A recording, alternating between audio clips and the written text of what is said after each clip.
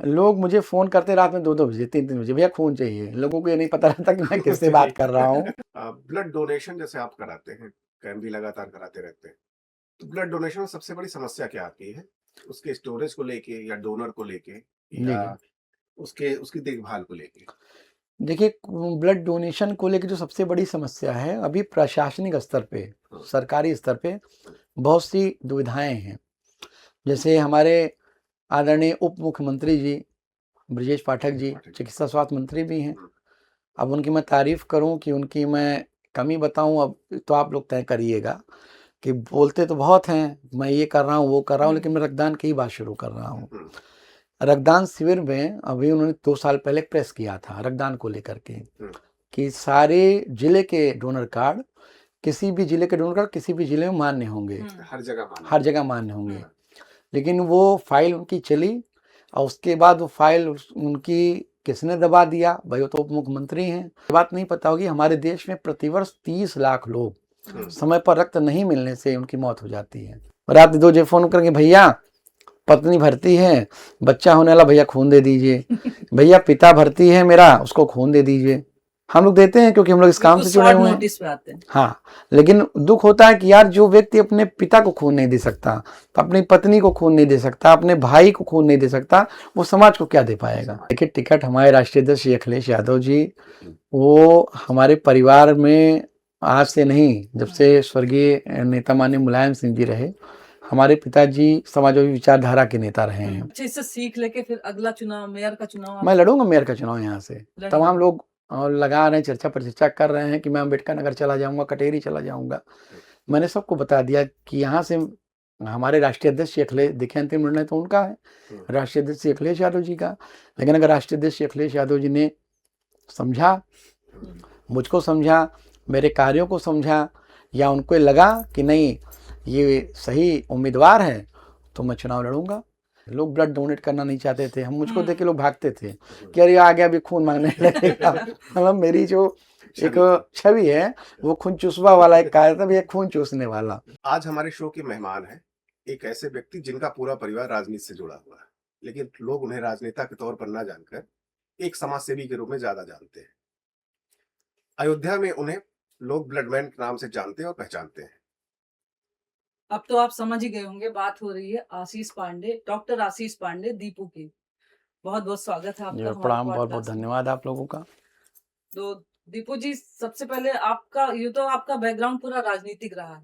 आपके पिताजी जयशंकर पांडे, उन्हें कौन नहीं जानता। विधायक भी रह चुके, मंत्री भी रह चुके, और ऐसे बैकग्राउंड से निकल के आप समाज सेवा की तरफ कैसे मुड़ गए? देखिए, राजनीति और समाज सेवा एक सिक्के के दो पहलू हैं। हम लोग, चूंकि हमारा परिवार, ऐसे परिवार में हम जन्मे पले बढ़े कि हम लोगों को हमेशा से ये सिखाया जाता था, पढ़ाया जाता था, समझाया जाता था कि भैया अगर कोई व्यक्ति परेशान है तो उसकी मदद करना है। मेरे बाबा स्वर्गीय बच्चाराम पांडे जी गोसाईगंज में एक बहुत प्रतिष्ठित परिवार से हम लोग हैं। हुँ, हम रहने वाले मूल निवासी कटेरी के, अम्बेडकर नगर के अम्बेडकर नगर। अवसानपुर के हैं। इसके बाद हम लोग गोसाईगंज में आकर के हम लोगों का निवास हो गया। मेरे बाबा स्वर्गीय बच्चाराम पांडे जी कई स्कूलों के प्रबंधक रहे और बहुत बड़े कांग्रेस के बहुत बड़े नेता थे। हमारे यहाँ इंदिरा जी का, नेहरू जी का, सबका आना जाना था। अच्छा, लेकिन हम लोगों ने हमेशा, हमारा चूंकि जो गोसाईगंज का घर है और रेलवे स्टेशन के बिल्कुल बगल में है, तो जब भी सुबह कोई आता था, तो कोई मजदूर हो गया, छात्र हो गया, या कोई ज़रूरतमंद व्यक्ति हो गया, कहीं उस किसी को मेडिकल, चूँकि पुराने समय में बहुत मेडिकल की व्यवस्था सुविधाएँ होती नहीं थी। थी, हाँ, तमाम दिक्कतें रहती थी, तो लोगों को फैज़ाबाद आना पड़ता था। हुँ। तो लोग अपनी साइकिल खड़ा करते थे, गाड़ियाँ तब चलती नहीं थी, इसके बाद ट्रेन पकड़ते थे, ट्रेन से तब वो लोग फैज़ाबाद आते थे। तो मेरे बाबा-दादी, उन लोगों का शुरू से एक ये रहता था कि कोई भी अगर व्यक्ति हमारे दरवाजे पर आया हुआ है, तो उसको बगैर भोजन कराए हम जाने नहीं देंगे। किसी के पास पैसा नहीं रहता था तो पैसा देना, किसी के पास अगर कोई भी व्यवस्था जो उसके पास नहीं रहती हुँ, थी, तो मेरे बाबा, दादी, मेरे ताऊ जी, मेरे चाचा जी अभी हैं, श्री कृपा शंकर पांडे जी, हुँ। और मेरे पिता श्री जयशंकर पांडे जी, वो लोग शुरू से ही लोगों की मदद करने का काम करते मतलब ये थे। कहा जा सकता है कि ये गुण आपको बचपन से ही जी, देखने को बचपन मिलते में हम लोग, बाबा-दादा से। जी, जी, परिवार हम के लोग, संस्कारों का जी, जी, असर है। हम लोग शुरू से ही, जब बच्चे थे तो हम लोग देते थे, हम लोगों के यहाँ बहुत गरीब मतलब किसी के पास कपड़ा नहीं रहता था तो कपड़ा उनको दे दिया जाता हम्म, था, किसी के पास खाने की व्यवस्था नहीं रहती थी उसको भोजन कर दे दिया जाता था। मेरे बड़े भाई साहब स्वर्गीय मुरली मुरली पांडे जी अब नहीं हैं इस दुनिया में। वो बहुत नामी प्रतिष्ठित व्यक्ति थे।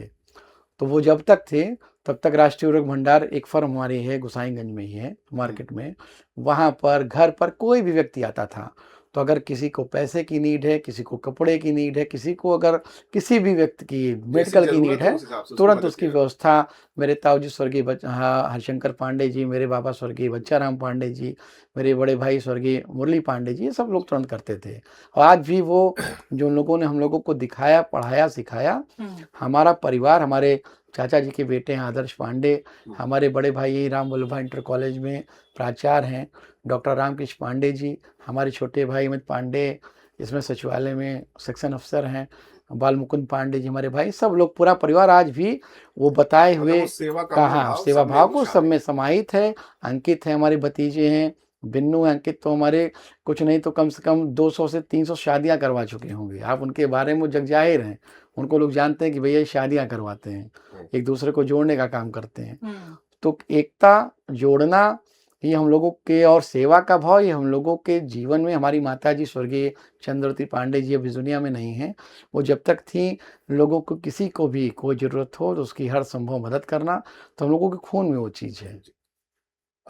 संकल्प संस्थान की स्थापना या बत्तीसों का जो फाउंडेशन आपने किया, तो अध्यक्ष के रूप में प्राथमिकताएं क्या है संकल्प संस्थान की आपके? जी, जी। संकल्प संस्थान जब हम लोगों ने बनाया था तो उस वक़्त आज के 15 साल पहले की बात है। हम लोग एक डिस्ट्रिक्ट हॉस्पिटल में बैठे थे, मैं था, मेरे फ्रेंड थे। हम्म, तो हम लोग एक डॉक्टर साहब हमारे मित्र थे, यहाँ पर पोस्ट थे, तो हम लोग उनसे मिलने गए थे। तो एक आर्मी में एक जवान थे, वो आए हुए थे, मुझे आज भी याद है, वो आर्मी की ड्रेस पहने हुए थे और उनको ब्लड की नीड थी। 15 साल पहले ब्लड डोनेशन बहुत कम हुआ करते थे, बहुत हम्म, गिने-चुने लोग डर करते भी था थे लोगों के अंदर। और डर भी था, बहुत जागरूकता नहीं थी। हम्म, तो ब्लड कोई देना नहीं चाहता था।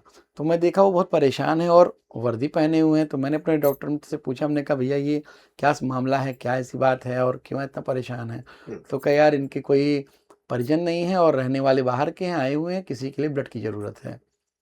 तो मैं था, मेरे एक फ्रेंड थे, हम लोग तुरंत वहाँ पर गए, 2 यूनिट ब्लड की उनको ज़रूरत थी, हम लोगों ने ब्लड डोनेट किया।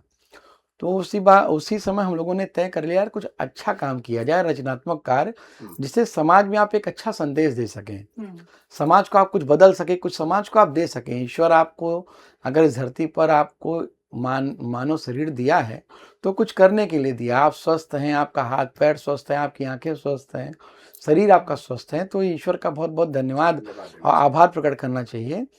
उसी के बाद से हम लोगों ने संकल्प संस्थान का निर्माण किया, रजिस्ट्रेशन कराया और संकल्प संस्थान के माध्यम से हम लोगों ने रक्तदान शिविरों का आयोजन किया। इसका हम लोगों का उद्देश्य तो तमाम चीज़ों का रहा, लेकिन रक्तदान शिविर को हम लोगों ने प्राथमिकता पे रखा है। पौधरोपण भी हम लोग कराते हैं, किसी बच्चों को अगर स्कूल फीस की ज़रूरत है तो हमारी संस्था के तमाम सदस्य ऐसे हैं, अरुण चौबे जी लंदन में हैं, पंकज पांडे जी हैं लंदन में रहते हैं, तो वो हमारी संस्था के एडवाइज़र हैं। हम्म, कैलिफोर्निया में इजहार जी हम्म, हैं। तो अलग अलग देशों के 5-6 ऐसे हमारे फ्रेंड हैं जो हमारे संकल्प संस्थान से जुड़े हुए हैं। जी, कोई बच्चा अगर फीस के अभाव में पढ़ नहीं रहा है तो उसकी फीस से मदद करना, किसी को अगर इलाज की ज़रूरत हो तो उसके इलाज के लिए, मेडिकल की व्यवस्था के लिए जो भी पैसा हो सकता है देना, रक्तदान शिविरों का आयोजन के लिए मदद करना, सब लोग एक दूसरे की हेल्प करते हैं, मदद करते हैं और एक दूसरे के अच्छा, साथ में ये हैं। दीपू पांडे, आशीष पांडे दीपू से जी जी ये ब्लड मैन का टाइटल, जी जी। इसकी कहानी क्या है? इसकी इसकी कहानी, हम लोग लगातार 15 वर्षों से अयोध्या जनपद में, अयोध्या जनपद क्या, अम्बेडकर नगर भी आप ले लीजिए, मतलब अयोध्या आसपास के जो जिले हैं। आसपास के जो जिले अयोध्या मंडल के हैं, प्लस लखनऊ में, नोएडा हो गया, कानपुर हो गया, किसी को भी जब रक्त की ज़रूरत पड़ती है तो हमारी पूरी एक टीम काम करती है। तो हम लोग जब शुरू शुरू में काम करना है, मैं छात्र संघ का नेता हुआ करता था, हम्म, साकेत विद्यालय में पढ़ता था, तो मैं छात्र संघ का चुनाव लड़ने भी जा रहा था। तो मेरे पिताजी ने कहा यार तुमको डॉक्टर बनना है, तुमको हम्म, शासन की राजनीति नहीं करनी है और तुम पहले डॉक्टर बनो, इसके बाद कोई काम करो। तो इत्तेफाक तो था, मैं डॉक्टर तो बना लेकिन पीएचडी का डॉक्टर बना डॉक्टर नहीं बन डॉक्टर पाया। नहीं बनता है। मेरे बैच के लगभग 18 मित्र मेरे साथ के, एसएसबी इंटर कॉलेज का मैं पास आउट हूँ। हम्म, saint Mary's junior high school में मैंने अपनी 5th तक की पढ़ाई किया हुआ है, इसके बाद एसएसबी इंटर कॉलेज में हम लोग पढ़ाई किए, फिर साकेत में आए, फिर पीएचडी मैंने उत्तर विश्वविद्यालय से किया। तो मेरे बैच के मेरे 18 फ्रेंड हैं, वो मित्र हैं, वो डॉक्टर हैं। कोई आर्थो सर्जन है, कोई फिजिशियन है, कोई न्यूरो का डॉक्टर है। मतलब ईश्वर की कृपा से सब अच्छी अच्छी जगह पर हैं। आप ही तो डॉक्टर जो आपने एक ब्लड बैंक वाली बात मुझसे पूछी, तो हम लोग जब काम शुरू किए 15 साल पहले, तो हम लोग गलियों गलियों में जाते थे। लोग ब्लड डोनेट करना नहीं चाहते थे, हम मुझको देख के लोग भागते थे कि अरे आ गया अभी खून मांगने लगेगा। मतलब मेरी जो एक छवि है वो खून चूसवा वाला एक कार्य था, भैया खून चूसने वाला। तो इत्तेफाक से नेताओं की भी छवि लोगों ने ही बनाई हुई थी। लोग कहते भैया जो नेता, भैया जनता का खून चूसता है। तो मुझको मैं सुनता था तो दुख भी होता था कि यार बताओ, मेरे फादर भी नेता हैं, आप किसी शहर में बहुत अच्छे अच्छे नेता हैं, आदरणीय निर्मल खत्री जी हैं, आदरणीय लल्लू सिंह जी हैं, आदरणीय अनिल तिवारी जी हैं। मतलब बहुत अच्छे अच्छे नेता ऐसे हैं जिनको अगर आप देखिएगा, शंसीराम द्विवेदी जी यहाँ के और नेताओं से बहुत अलग पुराने छवि है। नेताओं, इन लोगों की, जैसे रामू प्रियदर्शी जी हैं, जी, अवधेश प्रसाद जी हमारी पार्टी के नेता हैं, सांसद हैं वर्तमान में। तो ये सब एक ऐसे नेता हुआ करते थे। मित्रसेन यादव जी थे, परशुराम यादव जी थे। तो इन लोगों ने हमेशा जनता की सेवा करने का काम किया। राजनीति में तो थे, लेकिन राजनीति के साथ साथ इन्होंने जन सेवा का काम किया, जनता को जागरूक करने का काम किया, जनता की मदद करने का काम किया। तो ये जब माहौल हम लोग सुनते थे कि यार भैया जब नेता होते हैं, नेता जनता का खून चूसते हैं, तो बड़ा दुख होता था कि हम लोग यार बताओ यार, हम लोग, हमारे फादर या हमारे आसपास के माहौल में, चूंकि मेरे बाबा स्वर्गीय बच्चाराम पांडे जी ने अपनी उनको एमएलए का टिकट मिला, उन्होंने टिकट दूसरे को दे दिया कि नहीं मैं नहीं चुनाव लड़ूंगा, इसको आप मौका दीजिए। तो ऐसे माहौल में हम लोग थे। तो हम लोग जब देखते तो हम लोग को जब ये दुख होता था, हम लोग सोचते यार कुछ ऐसा विकल्प खोजा जाए, कुछ ऐसा किया जाए कि नेताओं की छवि अच्छी हो बदले जाए। थोड़ी। तो फिर हम लोगों ने ब्लड डोनेशन का काम शुरू किया। तो जब मैं शुरू में जाता था, किसी के घर जाता था, तो वो डर जाता था मुझसे मिलने से। वो कहता था यार देखो अभी आया है, अभी कहेगा खून देने के लिए। हकीकत की बात मैं बता रहा हूँ, मतलब ये ऐसा मेरे साथ हुआ। और लोग भागते थे मुझे देख करके। तमाम चीज़ें ऐसी कई बार मेरे पास आई, लोग हंसते थे मेरे ऊपर कि यार इसके पास कोई काम नहीं, सबका एक खून निकालता है, सबको खून निकालने के लिए प्रेरित करता है कि ब्लड डोनेट करो, ब्लड डोनेट करो। तो 5-7 साल 8 साल शुरू के जब थे, तो मैं बहुत मुझे लगता था कि यार ये कौन सा काम को मैंने बीड़ा उठा लिया। लेकिन जब कोरोना का टाइम शुरू हुआ, कोरोना का जो सबसे बड़ी अब मेरे जीवन में जो, और आप सबके जीवन में सबसे बड़ी वैश्विक आपदा आई, वो कोरोना के नाम पर आई। उस वक्त मैंने देखा कि जब मैं निकलता था तो कोई घर से नहीं निकलता था। यहाँ पे लॉकडाउन चल रहा था। मुझे आज भी याद है, दैनिक जागरण के ब्यूरो प्रमुख हैं आदरणीय रमा शरण अवस्थी जी, उन्होंने मुझे फ़ोन किया कि यार आशीष एक काम करना। हमने कहा भैया बताइए। कहे यार खून की बहुत कमी चल रही है और किसी तरह से ऐसी व्यवस्था बनाई जाए कि लोगों को खून कम से कम मुहैया हो पाए। तो हमने कहा भैया आप जो आदेश करिए, मैं उसको करने के लिए तैयार हूँ, आप जैसा कहिएगा मैं हर तरह से हाजिर हूँ। उस समय राजीव ओझा जी हिंदुस्तान में हुआ करते थे और आशीष मिश्रा जी इंडिया टुडे के हेड हैं मौके पर। मतलब इन सब पत्रकारों का एक आया कि अयोध्या जैसी जगह पर ब्लड नहीं मिल पा रहा है। तो मैंने अपने मित्रों से बात किया कि भाई देखो बड़ा रिस्की है और तुम लोगों को निकलना पड़ेगा। सब ग्लव्स लगा करके, सैनिटाइज़र ले करके, मास्क लगा करके हम लोगों ने निकलना शुरू किया। उस वक्त मुझे आज भी याद है, अंगूरी बाग कॉलोनी में हम लोगों ने जब शिविर लगाया तो 100 यूनिट ब्लड डोनेट हुआ था। 100 यूनिट, 80 से 100 यूनिट के करीब। कोविड के टाइम और वो आए थे, ये आपके आशीष तिवारी जी उस समय कप्तान थे। वो आए, उन्होंने बैकअप किया।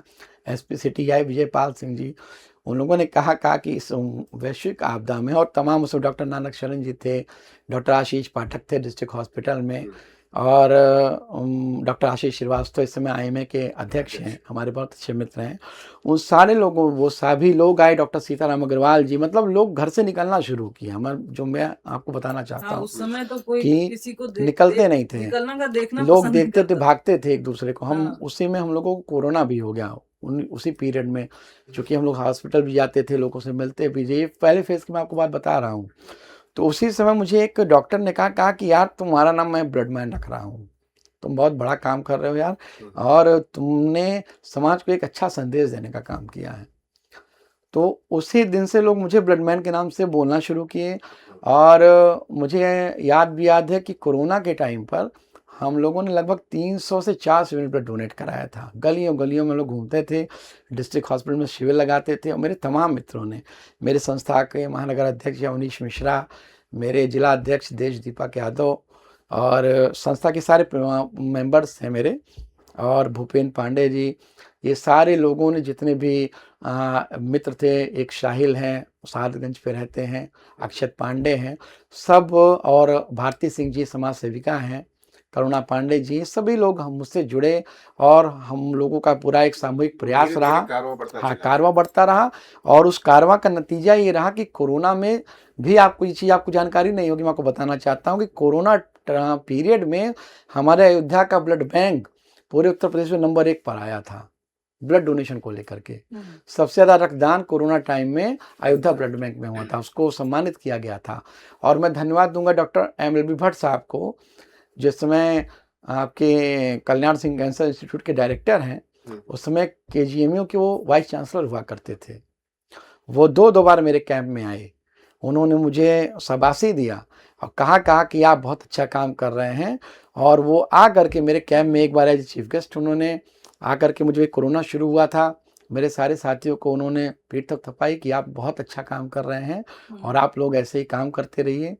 और इसके अलावा तमाम साथ भाई बड़े लोगों का तो मैं गिनती करूंगा तो तमाम ऐसे लोग, मैंने आशीष तिवारी जी के जिक्र आपसे किया कि यहाँ के कप्तान हुआ करते थे, SSP थे, वो थे SP सिटी साहब विजयपाल सिंह जी थे, वो सब लोग आते थे, डॉक्टर्स की पूरी टीम आती थी। मतलब हर आदमी बकअप करने का काम करता था कि नहीं, आप लोग बहुत अच्छा काम कर रहे हैं और आप लोगों को और ये काम और करना चाहिए। उसी समय के बाद से लोग मुझसे जुड़ते चले गए, जो लोग मेरे ऊपर हंसते थे वो लोग भी मुझे एक ऊर्जा देने का काम करना शुरू कर दिया। तो अभी आशीष पांडे कहलाना ज्यादा अच्छा, सुनना अच्छा, ज्यादा अच्छा लगता है ब्लड बैंक?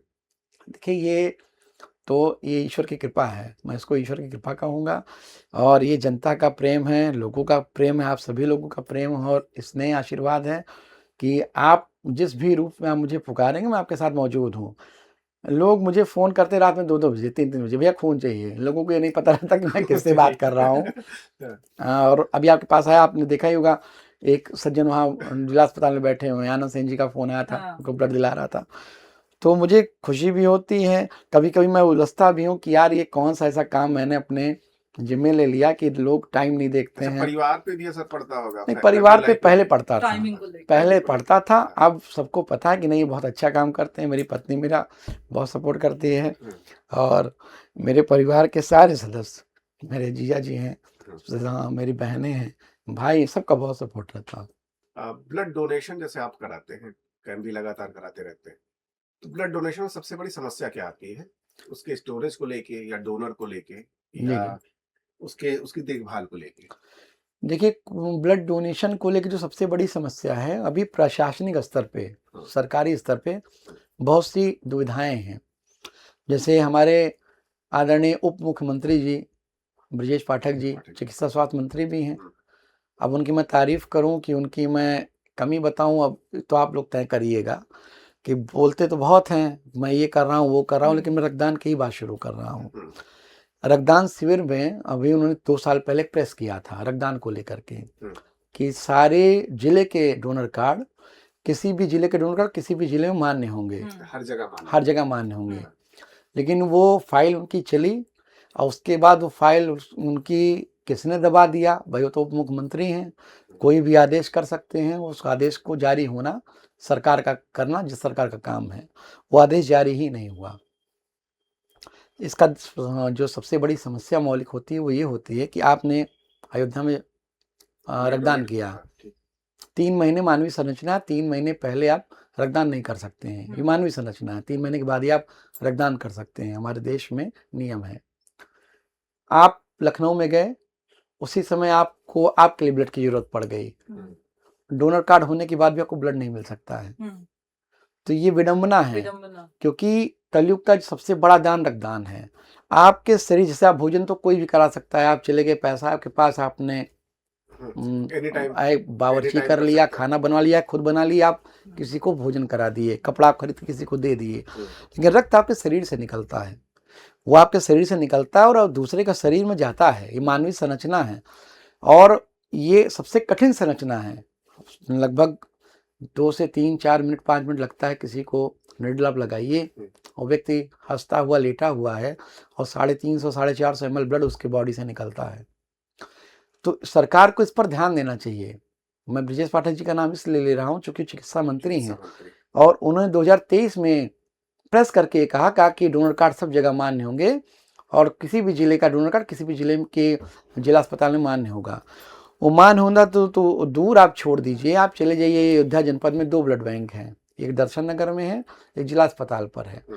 लेकिन अभी आप दर्शन नगर का डोनर कार्ड, वो सॉरी ब्लड, आप जिला अस्पताल में चले जाइए, आपको जिला अस्पताल वाले दे देंगे। लेकिन अभी आप दर्शन नगर में चले जाइएगा तो इतना वो लोग मानक बताएंगे, इतना आपको कठिन बता देंगे कि आपको आसानी से ब्लड मिल ही नहीं सकता। मैंने कई बार एक केस फाइलों में देखा, आदेश, फाइलों में आदेश है, वो आदेश को उन लोगों ने दौड़ रहा, उसको उन लोगों ने वही दबा दिया, दौड़ भी नहीं रहा है, सिर्फ कागजों में, कागजों में है।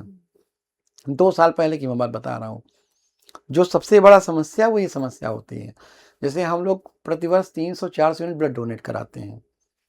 हमारे यहाँ जिला अस्पताल का जो ये आपका ब्लड बैंक है 600 यूनिट का है, और इस जिला अस्पताल के ब्लड बैंक पे आपके आसपास के, चाहे अम्बेडकर नगर हो गया, चाहे आपका सुल्तानपुर हो गया, अमेठी हो गया, 60 किलोमीटर के रेंज का मानक है, आप ब्लड ले जा सकते हैं। यहाँ पर वहाँ के जरूरतमंद लोग आते हैं ब्लड लेने के लिए। अब आप सोच लीजिए प्रतिदिन कम से कम 100 लोगों को ब्लड देना ही देना है, पर डे 100 लोगों को ब्लड देना ही देना है। 100 से ज़्यादा होते हैं, कम मरीज नहीं आते हैं। आपके पास जागरूकता का ये आलम है कि मैंने कई बार रक्तदान सम्मान समारोह में कहा कि आप ब्लॉक स्तर पर, गांव स्तर पर नौजवानों को जागरूक करने के लिए शिविर लगवाइए। बस है, सारी व्यवस्थाएं हैं, लेकिन जागरूकता के नाम पर कोई कार्यक्रम, रक्तदान के नाम पर, रक्तदान जागरूकता अभियान के नाम पर सरकार कोई कार्यक्रम नहीं जैसे ये चलाती है। देखा जाए ब्लड डोनेशन तो कोई राजनीतिक काम तो है नहीं, ये सोशल वर्क है। इसमें मुझे लगता है पार्टियां भी, अगर पार्टी आगे आ जाए, भाई आप पार्टी के स्तर पे कर लीजिए, चाहे भाजपा हो चाहे सपा हो या कुछ भी, तो मुझे लगता है जागरूकता कुछ ज्यादा आएगी। डोनेशन, ब्लड डोनेशन नहीं करती, देखिए पार्टियां करती हैं, लेकिन होता क्या है ना कि पार्टी से ज्यादा सरकार की जिम्मेदारी, सरकार बैठे हुए जो आज जो सरकार सरकारी तंत्र में बैठे हुए जो अधिकारी हैं, ये उनकी जिम्मेदारी है। जैसे हमारे राष्ट्रीय अध्यक्ष अखिलेश यादव जी हैं, अभी 1 जुलाई को उनका जन्मदिन है, पूरे प्रदेश में रक्तदान शिविरों का आयोजन होगा, हम लोग स्वयं करते हैं। इसके अलावा मैं सभी पार्टियों की बात बता रहा हूँ, जितने भी उनके प्रमुख नेतागण हैं उनके नाम पर रक्तदान शिविरों का आयोजन होता है। लेकिन सरकार क्या कर रही है, सरकार का भी कुछ नैतिक जिम्मेदारी है। आप किसी भी सोशल वर्क के नाम पर आपके पास फंड है, आपके पास रक्तदान शिविर के आयोजन के नाम पर कोई फंड नहीं है, 1,500-2 हज़ार रुपये आप देते हो रक्तदान शिविर के आयोजन की बात आपको बता रहा हूँ। उसके बाद भी उसके इतने मानक हैं कि जो व्यक्ति रक्तदान शिविरों का आयोजन करता है वो लेने ही नहीं जाता है। मैं तमाम संस्थाओं को जानता हूँ, सरकार सिर्फ 1,500 रुपए देती है, 1,500 से 2,500 रुपये। अच्छा। ये उसका मानक है, उसमें 25 लोग फिक्स होते हैं। अगर आपने 25 रक्तदान कराया तो आपको वो पैसा मिलेगा, वो भी चेक के थ्रू मिलता है, उसके तमाम नियम हैं, और वो भी मिलते ही नहीं है। मैं आपको बता रहा हूँ, तमाम उदाहरण मैं जानता हूँ, मैं तो स्वयं कभी नहीं लेने गया, आज तक नहीं गया। और सर जिसके लिए सबसे ज़्यादा, आपको ये बात नहीं पता होगी, हमारे देश में प्रतिवर्ष 30 लाख लोग समय पर रक्त नहीं मिलने से उनकी मौत हो जाती है, कि उनके समय पर रक्त नहीं मिलता। ये मैं 5 साल पहले की रिपोर्ट आपको बता रहा हूँ, ये पूरे भारत का इलेक्ट्रॉनिक चैनल की 5 साल पहले की रिपोर्ट है, एक बड़े चैनल की, एबीपी चैनल का बाकायदा रक्त। अब ये 14 जून को विश्व रक्तदाता दिवस होता है, 14 जून को, उस पर उनका एक बाकायदा कार्यक्रम आया था, उस कार्यक्रम को मैंने देखा था। उसी में वो बाकायदा बताया गया कि 30 लाख लोग समय पर, चूंकि जैसे किसी को दुर्घटना, किसी एक्सीडेंट हो गया, किसी कोई गर्भवती महिला है, वो समय पर हॉस्पिटल नहीं पहुंच पाई, या पहुंची तो पता लगा वो बी नेगेटिव की महिला है। अब बी नेगेटिव बहुत रेयर ग्रुप होता है, ए बी नेगेटिव बहुत रेयर ग्रुप होता है, वो नेगेटिव बहुत रेयर ग्रुप होता है, ए नेगेटिव बहुत रेयर ग्रुप होता है। अब उस ग्रुप का अगर आपके पास ब्लड नहीं है और ईश्वर ना करे वो गर्भवती महिला है, उसको तुरंत प्रेगनेंसी का मामला, पेन उठ रहा है, तो उसकी डेथ हो जाती है। कोई एक्सीडेंटल केस आ गया, किसी का एक्सीडेंट हो गया, कोई व्यक्ति आया, उसको ब्लड चढ़ाना, ब्लड नहीं ब्लड बैंक में इस ग्रुप का, उसका एक्सीडेंट हो जाए, उसकी मौत हो जाती है। एनीमिक है 6%, 4%। हाँ, यहाँ पर आपके अयोध्या जनपद में लाखों ऐसे लोग हैं जो एनीमिक हैं। आप रेतिया चले जाइए, वहाँ की हर महिलाएं एनीमिक हैं। क्यों? क्योंकि वो कामगार महिलाएं हैं, काम करने वाली, प्लस महिलाओं की शारीरिक संरचना ऐसी होती है कि उनका हीमोग्लोबिन वैसे भी कम होता है। तो तमाम ऐसी चीजें होती है, इस पर सरकार को ध्यान देना चाहिए। ये सरकार का काम है, पार्टियां इसमें कुछ नहीं कर सकती हैं। तो अभी उनको अभी पूछा जाए तो ये आपकी क्या मांग है, सरकार को क्या करना चाहिए? मैं तो सरकार से कहता हूँ, सरकार को मैंने आज भी, इसके पहले मैं जब भी किसी कार्यक्रम में जाता हूँ, कि सरकार को ब्लॉक स्तर पर, गांव के स्तर पर, गली गली में रक्तदान शिविरों का आयोजन करना चाहिए, जागरूकता अभियान चलाना चाहिए। जैसे महिलाओं को लेकर मैं बता रहा हूँ कि आप चली जाइए, महिला तमाम ऐसी बहनें हैं जिनका हीमोग्लोबिन वह चेक करा ली रहती है, मैं आप चले जाइए 6-7% से ऊपर किसी का हीमोग्लोबिन नहीं होगा। मैं चैलेंज कर रहा हूँ इस बात को, सरकार चेक करा ले। क्यों? क्योंकि वो किसी न किसी के घर में वो लोग महिलाएं काम करती हैं, उनके पास खाने की समस्याएं हैं, उनके पास व्यवस्थाएं नहीं हैं, उनको 2 टाइम का खाना उनके लिए भारी है। तो ये सरकार का काम है कि उनको व्यवस्थाएं कराएं, हरी सब्जियां खिलाएं, आयरन की, जिससे आयरन की कमियां हैं उनकी दूर हो पाए, हीमोग्लोबिन का मेंटेन हो पाए। तो इसके लिए सबसे जरूरी जागरूकता बढ़े। जागरूकता है, इसके लिए सबसे ज़्यादा आप जब जागरूक होंगे, लोगों को बताएंगे कि आप ये चीज़ खाइए, हरी सब्जियां खाइए, इससे आपका आयरन मेंटेन होगा, हीमोग्लोबिन मेंटेन होगा, तभी आदमी खाएगा। उसके बाद खाने की फुर्सत नहीं। आप हर साल औसतन 4 बार, मुझे पता है कि जी जी औसतन 4 बार आप ब्लड डोनेट करते हैं जी जी हर साल। जी जी तभी मुझे 50 प्लस हो गया। जी जी। ये एक्सपीरियंस कैसा लगता है? बहुत अच्छा एक्सपीरियंस है। मैं अब की बार, अभी 1 मई को मेरा जन्मदिन था, तो मैंने अपनी पत्नी के साथ रक्तदान किया, और मेरे भाई ने रक्तदान किया, मेरे मामा के बच्चों, मतलब मेरे पूरे परिवार ने एक साथ रक्तदान किया है। और 52वीं बार अब की बार मेरा रक्तदान है, और मैं 4 महीने बाद फिर करूँगा। ये रक्तदान तो हर व्यक्ति को करना चाहिए। उसका रीज़न ये है, उसके 2 कारण होते हैं। एक तो आप रक्तदान करने से आपकी हार्ट अटैक की संभावना 0.5%, जो शोध में आया हुआ है, शोध का विषय भी चल रहा है, लेकिन जो शोध में आया हुआ अभी तक कि 0.5% आपका हार्ट अटैक की संभावनाएं कम होती हैं। उसका कारण क्या है? जो आपका ब्लड है, वो जो क्लॉटिंग होती है शरीर के अंदर, वो बंद हो जाती है, ब्लड आपका फ्रेश हो जाता है, मोटा नहीं हो पाता है, ब्लड आपका वो साफ हो जाता है, फिर आप वो ब्लड आपका घूमता रहता है। इसके अलावा आपका हीमोग्लोबिन मेंटेन होता है। आप किसी को भी देख लेंगे जो रेगुलर डोनर होगा, उसको कैंसर की समस्याएं बहुत कम होंगी, उसको हीमोग्लोबिन उसका मेंटेन होगा। जो रेगुलर डोनर है, हर 4 महीने पर जो ब्लड डोनेट करता है, उसकी हार्ट अटैक की संभावनाएं बहुत कम होती हैं। तो वो रक्तदान तो सबको करना चाहिए। मैं तो इसके सबसे कहता बावजूद लोग ब्लड डोनेशन नहीं करना चाहते, मतलब हूं, लोग इतने मिथक है लोगों में। लोगों में एडवांटेज है। जागरूकता का अभाव है। जागरूकता, हाँ। लोगों में डर है कि मैंने कमजोरी आ जाएगी, हाँ। मैं कमजोर हो जाऊंगा। ये मैंने कहा ना कि जागरूकता का अभाव, ये सरकार को समझाना चाहिए। अच्छा, खासकर महिलाओं में इसको लेकर है। नहीं, कुछ नहीं। महिलाओं में देखिए क्या है कि महिलाओं में, चूंकि मैंने बताया ना कि शारीरिक संरचना ऐसी है कि तमाम चीज़ें उनकी, आप सब जानते हैं, ऐसी रहती हैं कि उनको ब्लड की कमी रहती है। प्लस उनके ऊपर सबसे ज़्यादा घर की जिम्मेदारी, परिवार की जिम्मेदारी महिलाओं के ऊपर रहती है, तो उनका खाना पीना जो रूटीन होता है वो गड़बड़ रहता है। लेकिन ऐसा नहीं कि महिलाएं ब्लड डोनेट नहीं कर सकती हैं। अभी मैंने, मेरी पत्नी ने डोनेट किया, और मेरे जानने में भारती सिंह जी हैं, हर 4 महीने पर ब्लड डोनेट करती हैं, और समाज सेविका हैं, यहाँ के बहुत अच्छी समाज सेविका हैं, और हर 4 महीने पर उनका ब्लड डोनेट होता है। जैसे कुछ लोग कहते हैं जैसे कोई मोटा है, नहीं, ऐसा कुछ भी नहीं। नॉर्मली कहा नहीं जाता मोटा है तो तुम्हारे खून ज्यादा होगा, ऐसा नहीं है। ऐसा कुछ है? नहीं, मोटापा तो आपका देखिए, मोटापा तो उसका कारण अलग है। जैसे थायराइड की समस्या हो गई, या आपका ओवरवेट हो गया, इस वजह से भी होता है। इंपॉर्टेंट होता है आपका हीमोग्लोबिन कितना है। अगर महिलाओं में हीमोग्लोबिन 12% है तो वो रक्तदान कर सकती हैं।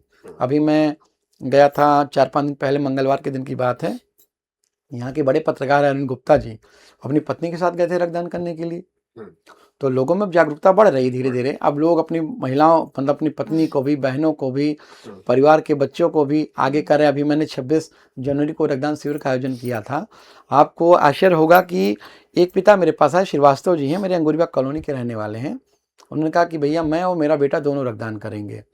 मेरा बेटा अभी आज 18 साल का पूरा हो रहा है, 2 दिन पहले पूरा हुआ था, उसका जन्मदिन था 2 दिन पहले। तो पिता पुत्र ने दोनों रक्तदान किया।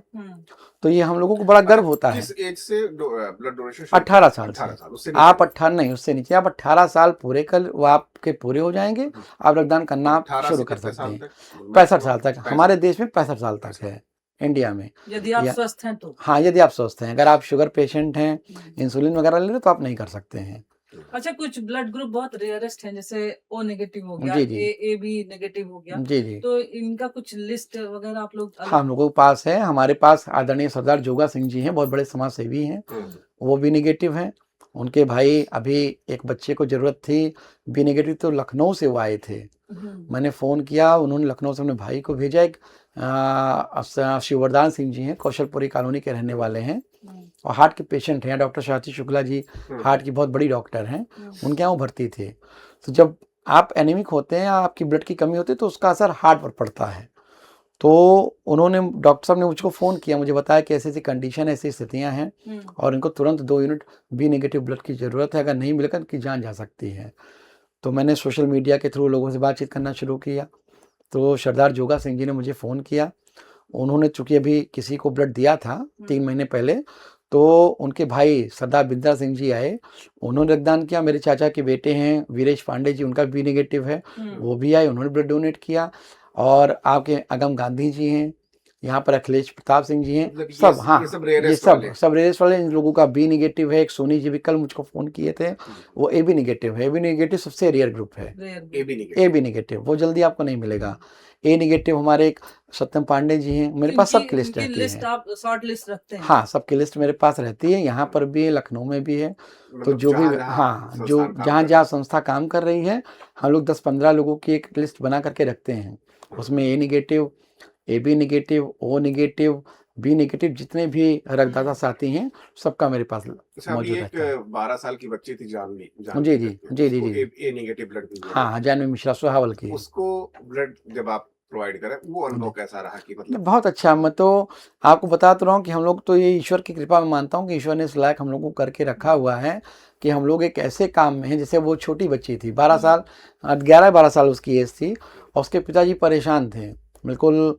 फ़ोन किए, मुझको जानते तक नहीं थे। तो मेरे एक मित्र हैं अवनीश पांडे जी, तो उनके थ्रू उनका फ़ोन आया, तो मैं जिला अस्पताल चला गया। जिला अस्पताल में गया तो स्टाफ ने भी मेरी मदद किया। उसको 2 यूनिट ए नेगेटिव ब्लड की ज़रूरत थी, तो इत्तेफाक से एक ए नेगेटिव ब्लड, चूँकि 2 दिन पहले कैंप लगा हुआ था, तो मौजूद हाँ, मौजूद था। तो विष्णु पांडे जी, ममता खत्री जी, वहाँ के जो स्टाफ है, उन लोगों ने तुरंत मेरी मदद किया और मनोज मिश्रा जी ने तुरंत उसको, बच्चे को ब्लड दिया गया। फिर दूसरी यूनिट ब्लड की जब ज़रूरत थी, तो सत्यम पांडे जी हैं, गोसाईगंज के रहने वाले, मेरे वो डोनर हैं, उनका ए नेगेटिव है। उनसे मेरी बात हुई और ये हुआ कि अगर ज़रूरत पड़ेगी तो दूसरी यूनिट ब्लड की आवश्यकता पड़ेगी तो हम लोग देंगे। चूँकि डॉक्टर ने डिस्चार्ज करा, डॉक्टर आशीष पाठक जी ने कहा कि अभी खाने-पीने से इसका वो मतलब वो हो जाएगा, हाँ, इम्प्रूवमेंट हो जाएगा। तो अगर ज़रूरत पड़ेगी तो आप उनसे बात करते रहिएगा और वो आकर के ब्लड डोनेट कर देंगे। तो हम लोग ये करते रहते हैं और अच्छा भी लगता है। अच्छा, जैसे होता है कि कुछ लोग आए ब्लड डोनेशन के लिए, तो उनके पहले कुछ जाँच भी आप लोग कराते हाँ, हैं? जी, जी। उसमें एक कॉमन जाँच जी, होती कॉमन होगी। जाँच होती है। तो साथ में एक सवाल ये था कि क्या एचआईवी जाँच भी आप लोग कराते हो उस समय? सारी जाँच होती है, 7 जाँचें होती हैं, सरकार की तरफ से फ्री हैं। अच्छा, उसमें आपकी एचआईवी जाँच होती है, इसके अलावा आपके हीमोग्लोबिन की जाँच होती है। आपका हीमोग्लोबिन अगर 12% होगा तो ही आप रक्तदान कर सकते हैं। तो जैसे मुझे पता है कि एचआईवी की जाँच के लिए कंसल्ट लेना पड़ता है उसका, डोनर का, ऐसा कुछ है? नहीं, नहीं, ऐसा नहीं है। वो जो आपकी सरकारी 7 जाँचें होती हैं, उन 7 जाँचों में वो जाँचें जुड़ी हुई, वो फ्री हैं, तो सरकार की तरफ से फ्री पहले ही हैं। कर ली जाती है? नहीं, तो आफ्टर वो जब आपने ब्लड डोनेट किया, हाँ, तो ब्लड डोनेट करने के बाद वो जाँचें हुई। अच्छा, उसके बाद अगर कोई व्यक्ति ऐसा होता है या इन्फेक्शन, शंका होती है कि इस इन्फेक्टेड तरह है। का इन्फेक्टेड है या इन्फेक्शन है, तो उसके पास पर्सनली फ़ोन जाता है ब्लड बैंक की तरफ से, वो किसी को बताया ये नहीं जाता। डिस्क्लोज नहीं किया जाता। हाँ, वो उसी व्यक्ति को जानकारी होती है या संस्था के अध्यक्ष को जानकारी होती है और फिर उसका इलाज चलता है। मतलब इससे ये चांसेस खत्म हो जाते हैं कि हम इन्फेक्टेड ब्लड की, जैसे मैंने बताया ना कि रक्तदान करने से आपको फायदे होते हैं। आपको सरकार की तरफ से 7 जाँच आपकी फ्री है, तो वो 7 जाँच जब आप कराते हैं तो आपको हर साल या 6 महीने पे आपके शरीर की वो जाँचें होती रहती हैं। कौन-कौन सी जाँचें जो फ्री हैं उसमें? अब इसमें तो एक तो मैं ये जानता हूँ, जैसे आपका हीमोग्लोबिन हो गया, एचआईवी हो गई आपकी, इसके अलावा आपका जैसे आपका शुगर ही है तो वो क्लियर हो जाएगा, क्योंकि अब अगर आप ब्लड डोनेट करने जाते हैं तो पहले पूछा जाता है शुगर है कि नहीं? या शुगर है कि नहीं, या कोई आप वैक्सीन ले रहे हैं, कुत्ता काटने का, बंदर काटने का, ये जो रेबीज वगैरह, या कोई इस तरह की कोई वैक्सीन या दवाइयाँ अगर आप ले रहे हो तो आपको पता चल जाती हैं।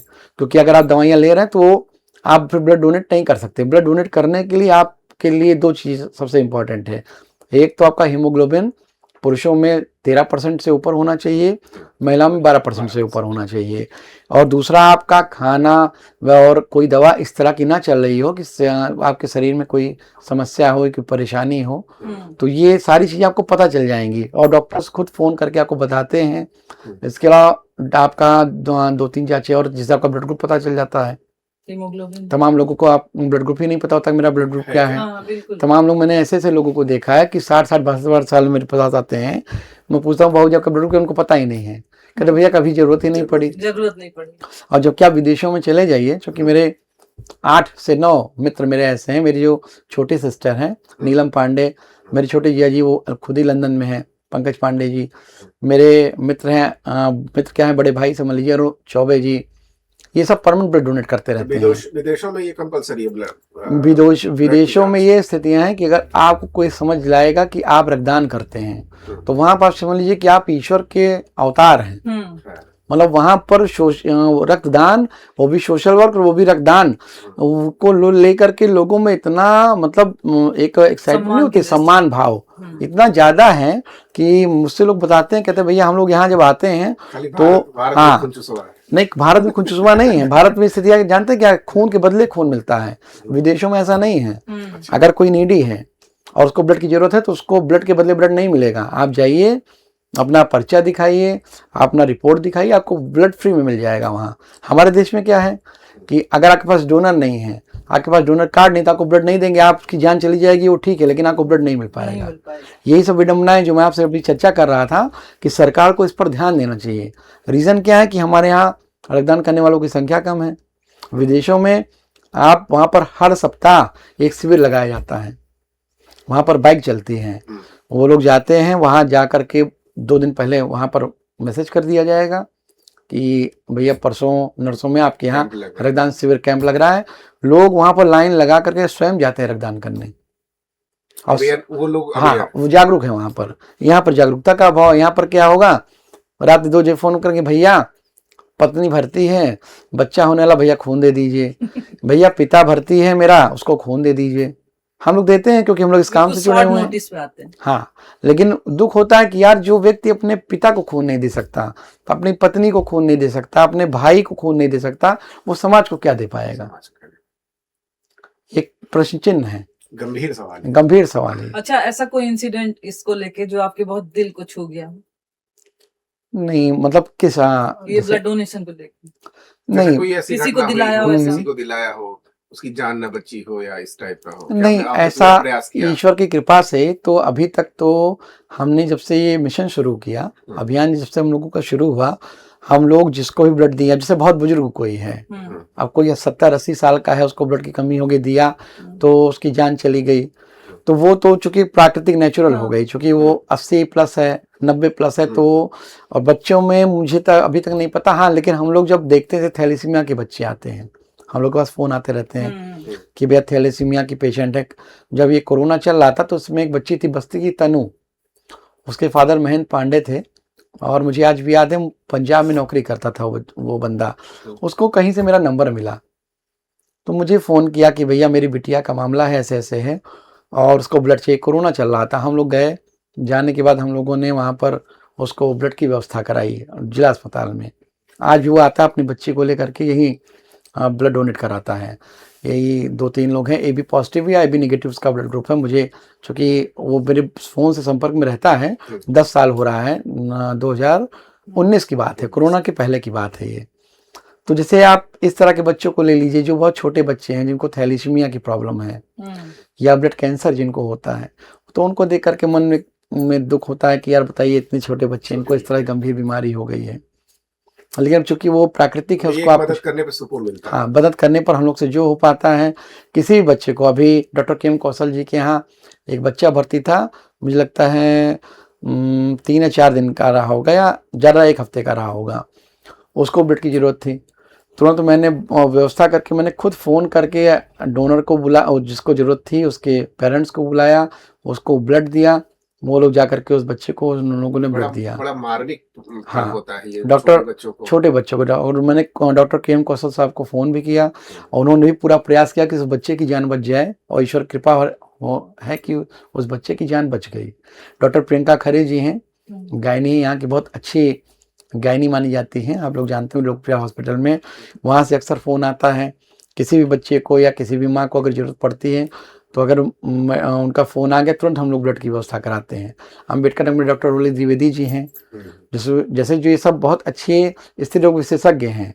और इन लोगों के यहाँ जितने भी ये गर्भवती महिलाएं हैं लगभग सब इन्हीं लोगों के यहाँ भर्ती होती हैं, तो सब एक दूसरे से हम लोग कनेक्ट रहते हैं। और आपको एक घटना मैं बता रहा हूँ, अभी बस्ती की एक घटना हुई है, अभी 3 दिन पहले की बात है। एक मेरे पास मोहम्मद मुकीम करके नाम था, उनका फ़ोन आया था। तो उनका बच्चा डायलिसिस का पेशेंट है, मतलब किडनी का समस्या उसको है, गंभीर बीमारी है, तो उसकी डायलिसिस होनी थी। तो उसको ब्लड नहीं मिल रहा था, फ़ोन करके एकदम रोने लगे। हमने कहा बाबूजी देखिए रोइए मत, पहले तो आप समस्या बताइए, जो हो पाएगी हम लोग से जो हो सकता है हम लोग मदद करेंगे आपकी। तो बताया उन्होंने कि भैया ऐसे ऐसे मामला है, 2 यूनिट खून की ज़रूरत है और हमारे घर में सब लोग उसको खून दे चुके हैं। तो एक जायसवाल जी हैं शंकरगढ़ पे, उन्हीं का हॉस्पिटल था, वहीं उसकी डायलिसिस हो रही थी। मैंने 2 यूनिट ब्लड की व्यवस्था कराई और मैंने कहा भाई आप लोगों को मुख्यमंत्री कोष से या जहाँ से भी जो व्यवस्था सांसद से हो सकती है, आपके यहाँ राम प्रसाद चौधरी जी सांसद हैं, मैं अपने या पिताजी से मैं कह दूंगा आप लोगों की जो भी मदद हो पाएगी वो पर्सनली आप लोगों की मदद वो अपने सांसद कोष से कर दिया करेंगे। तो ऐसे तमाम घटनाएं होती रहती हैं, तमाम लोग आते रहते हैं। अच्छा, चूंकि हम लोग तो अब एक जैसे होता नहीं आदत हो जाना कि कोई व्यक्ति फ़ोन करता है तो जैसे जो जेन्युइन आदमी होता है तो पता रहता है, लेकिन तमाम इसमें बेईमान लोग भी होते हैं, जिसको आप नहीं बेईमान कह सकते हैं, कि झूठ बोलते हैं। हर फील्ड में फ्रॉड में पता लग जाता है कि यार ये झूठ बोल रहे हैं, लेकिन अब उनकी मदद हो गई तो हो गई, किया गया तो किया गया। बाद में पता चलता कि नहीं भैया इनके यहाँ घर में अच्छा है तो दूसरा क्या कर रहा है। हाँ, दूसरा क्या कर रहा है। हम लोगों का जो सोच है कि भाई ईश्वर ने हम लोगों को प्रेरणा दी, हम लोग ये काम कर रहे हैं तो हम लोग करते रहते हैं। अब आपके राजनीतिक करियर पे आते हैं। हाँ बिल्कुल आइए, आपका राजनीति से जुड़ा ही रहा, हाँ बिल्कुल, आप भी राजनीति में आइए। बिल्कुल बिल्कुल जी। शुरुआत वहीं से नगर निगम के मेयर प्रत्याशी बनने से लेके टिकट कैसे मिल गया आपको और उसके पीछे की कहानी क्या है? देखिए, टिकट हमारे राष्ट्रीय अध्यक्ष अखिलेश यादव जी, वो हमारे परिवार में आज से नहीं, जब से स्वर्गीय नेता माननीय मुलायम सिंह जी रहे, हमारे पिताजी समाजवादी विचारधारा के नेता रहे हैं। और 89-90 में वो यहाँ अयोध्या के एमएलए हुआ करते थे, पहली बार 77 में एमएलए हुए थे। जब एमएलए वो बने थे तो साइकिल से चलते थे उस समय, 77 में। आज 77 70 हम लोग तो पैदा भी नहीं हुए थे, हमारी तो डेट ऑफ बर्थ ही बाद में हम लोग पैदा हुए हैं। तो जब मेरे पिताजी ने होश संभाला, 26 साल की उम्र में पहली बार एमएलए हुए थे पिताजी मेरे, और 26 साल में जब, और उस समय यूपी में पहला सबसे कम उम्र का एमएलए हुआ। पिताजी से पहले कोई राजनीति में नहीं था? नहीं, मेरे बाबा जी थे, स्वर्गीय बच्चाराम पांडे जी थे, लेकिन वो राजनीति में, मैंने बताया ना कि विधानसभा, हाँ किंग मेकर थे, वो खुद चुनाव कभी नहीं लड़े। उनको टिकट भी मिला, कांग्रेस ने उनको टिकट भी ऑफर किया था, उन्होंने दूसरे को टिकट दे दिया और सेवा में विश्वास रखते थे। मेरे चाचा श्री कृपाशंकर पांडे जी नेशनल हेराल्ड अखबार, आप नाम सुने होंगे, उसके रिपोर्टर हुआ करते थे, बहुत बड़े पत्रकार थे। अच्छा। उस समय मतलब मान्यता प्राप्त पत्रकारों में उस समय उनका नाम हुआ करता था। और नेहरू जी, इंदिरा जी मेरे घर पे गोसाईगंज में जाया करते थे। लेकिन मैंने बताया ना कि परिवार में ऐसा नहीं कि हर आदमी नेता बनना चाहता हो। मेरे पिताजी कांग्रेसी कल्चर के नेता नहीं रहे, मेरा परिवार पूरा आज मतलब मेरा, हाँ सब मेरे जो बाबा और उस समय के जितने भी लोग थे वो सब कांग्रेसी थे। मेरे पिताजी नेताजी के साथ आ गए, उनको नेताजी से मुलाकात हुई, डॉक्टर लोहिया जी के लोग शिष्य थे, समाजवादी विचार। फिर हाँ, फिर जनेश्वर जी आ गए, जनेश्वर जी के शिष्य हो गए। फिर जब ये कनेक्शन इन लोगों का हुआ तो नेताजी पिताजी को बहुत मानते थे। और मुझे आज भी याद है 2007 का चुनाव मैं नहीं भूल सकता, क्योंकि 200 वोट से मेरे पिताजी चुनाव हारे थे। वो बहुत मार्मिक, मतलब बहुत मेरे जीवन का बहुत कठिन वो समय था। 280 बूथ हमारे यहाँ थे और 200 वोट से चुनाव हारे थे, वो हम लोग अपना दुर्भाग्य मानते हैं। और नेताजी आए थे भीटी में, उस समय उनका कार्यक्रम लगा हुआ था, और जो कार्यक्रम स्थल था वो भी हमारे समाजवादी पार्टी के ही पुराने नेता हुआ करते थे। बाद में समाजवादी पार्टी छोड़ करके हमारे पिताजी के विरोध में वो चुनाव लड़ गए थे। और जब नेताजी आए तो नेताजी को सारी बातों की जानकारी हुई। नेताजी ने कहा, यही उनका संबोधन था कि आप जयशंकर पांडे जी को हराते हराते थक जाओगे और मैं टिकट देते देते नहीं थकूंगा। नहीं थकूंगा। तो एक मार्मिक हम लोगों का एक होता नहीं कि आपका एक किसी व्यक्ति से एक जुड़ाव, वो आत्मीय रिश्ता जुड़ाव दूसरा हो है जाए। कुछ। तो नेताजी के परिवार से हम लोगों का एक अलग जुड़ाव है। अभी मैं कटेहरी में जब 2017 से लेकर के 22 तक मैं कटेहरी से टिकट मांग रहा था, तो मैं 5 साल हम लोगों ने बहुत मेहनत किया, घर घर गए, 5000 नौजवान लड़कों की मैंने रक्तदान की टीम खड़ा किया था। मतलब बूथ स्तर पे मैंने रक्तदान, मैं वो व्यक्ति हूँ कि राजनीति और समाज सेवा दोनों एक साथ जोड़ देता हूँ, कनेक्ट कर देता हूँ। तो वहां पर मैं आपका रिश्ता तो खून से बनता खून से बनता है। तो वहां पर 5000 लड़कों की टीम मैंने खड़ा कर दिया। तो राष्ट्रीय अध्यक्ष जी को हमारी जानकारी हुई, बहुत खुश हुए, कहा तुम बहुत अच्छा काम करते हो। इत्तेफाक से लालजी वर्मा जी बहुजन समाज पार्टी से निष्कासित हो गए, लाल रामाचल राजभर जी और लालजी वर्मा जी। तो राष्ट्रीय अध्यक्ष जी ने बुलाया, कहा यार अब तो स्थितियां दीपू बदल गई हैं, अब लालजी वर्मा जी यहाँ से टिकट मांग रहे हैं और तुमको उनकी मदद करनी है। हमने कहा भाई आपका आदेश सराखों पे, आप जो कहिएगा हम वो करेंगे। हम लोग तो आपको नेता माने हैं, हमारे नेता माननीय मुलायम सिंह जी हैं और अखिलेश जी हैं। हम लोग जब पैदा हुए तो मेरे पिता को ये नहीं पता रहता था 9th तक कि हमारे बच्चे किस क्लास में हैं।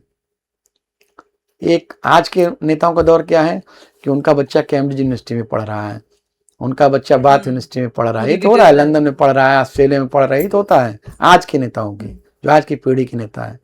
और हम लोग जब पैदा हुए थे तो हमारे फादर को ये नहीं पता रहता था। क्यों? क्योंकि वो जनता से जुड़े नेता थे। स्वर्गीय जनेश्वर मिश्रा जी की एक मैं मार्मिक बात आपको कहानी सुना रहा हूँ। ये सब वो नेता थे कि इन लोगों ने हमसे जनता से जुड़ाव रखा, परिवार से जुड़ाव रखा ही नहीं। स्वर्गीय जनेश्वर मिश्रा जी केंद्रीय मंत्री थे, वो गए अपने गांव बलिया, वहां पर कार्यक्रम चल रहा था, कार्यकर्ताओं के साथ उनकी बैठक थी, एक बेटी आई, लड़की आई, उनका पैर छुई। तो जनेश्वर मिश्रा जी ने कहा बेटी किसके घर की हो? मतलब ये किताबें इस पर लिखी है, आप कभी पढ़िएगा, आपको जनेश्वर जी के बारे में पता चलेगा। तो उनके साथ उनके ओएसडी बैठे थे, कहे कि पंडित जी अब आप यहाँ से बोरिया बिस्तर समेट लीजिए। कहे क्या होगा? कहे आप अपनी बेटी को ही नहीं पहचान पा रहे हैं। मतलब आप सोचिए कि ये सब ऐसे अद्भुत नेता हुआ करते थे, जनता से इतना जुड़ाव था, जनता से इतना जुड़ाव। तो इसके बाद वो अपने घर गए, तो हम लोगों ने उसी माहौल को अपने घर में देखा। हम लोगों ने जो माहौल महसूस किया बचपन से कि हमारे पिता को ये पता नहीं था 8 तक 9 तक कि हमारे बच्चे किस क्लास में है। जनसेवा में जनसेवा में ये लोग जनता के बीच में हमेशा रमे रहते थे। कोई भी आदमी आ गया, दादा, पापा को शुरू से दादा की एक उर्फियत मिल गई, दादा यहाँ चलना है, दादा वहाँ चलना, दादा थाने चलना, दादा पुलिस चौकी चलना है। तो मेरे पिताजी 2 बार मिनिस्टर रहे, बड़े बड़े पदों पर 2 बार एमएलए रहे, लेकिन कभी भी वो ये नहीं, अगर मोटरसाइकिल वाला आ गया उसी के पीछे बैठ करके वो चले जाया करते थे। जैसे वो टिकट वाली कहानी अभी आपकी। हाँ, तो वो उसी पे मैं आ रहा हूँ। तो इसके बाद फिर मेरे घनश्याम खरवार जी, आपको जब बता रहा हूँ सारी बातें बता रहा हूँ, घनश्याम खरवार जी मेरे पीछे पड़ गए कि बहन जी लालजी वर्मा को चुनाव नहीं जीतने देना चाहती हैं और लालजी वर्मा ने पार्टी को धोखा दिया, आप हमारी पार्टी में आ जाइए, शामिल हो जाइए, और आपको बहन जी मिलना चाहती हैं और आपको उस मदद भी करेंगी और आप टिकट लीजिए और आप चुनाव जीत सकते हैं। यहाँ से हमने सर्वे कराया है और लालजी वर्मा को आप चुनाव हरा देंगे। तो पिताजी को जानकारी, पिताजी ने कहा यार तुम अखिलेश जी के नाम से इतना बड़ा रक्तदान शिविर का आयोजन करते हो, मुलायम सिंह जी के नाम से इतना बड़ा भंडारा चलाते हो, तुम्हारी आत्मा गवारा करेगी? हमने कहा पापा वही तो बिल्कुल नहीं हो सकता है। और हम लोगों का अखिलेश जी, देखिए अखिलेश जी एक ऐसे नेता हैं कि उनसे जो जुड़ जाता है, जो उनके बारे में नहीं जानता उसको वो नहीं जानता, लेकिन जो उनसे जुड़ता है फिर वो उनका वो जैसे होता है ना कि बिल्कुल उनका समर्पित, जिसको आप समर्पण कह लीजिए, लगाओ, मोह पाश में बांध लेते हैं, वो ऐसे नेता हैं। और वो हैं आदरणीय डिम्पल यादव जी हैं, उनका पूरा परिवार में सबकी बात बता, आदरणीय शिवपाल चाचा जी हैं। क्यों? क्योंकि वो लोग दिल से जुड़ते हैं। मेरी माता जी भर्ती थी, अखिलेश जी ने फोन किया कि जो मदद होगी मैं पूरी मदद करूंगा, एकदम आप लोग परेशान मत होइएगा।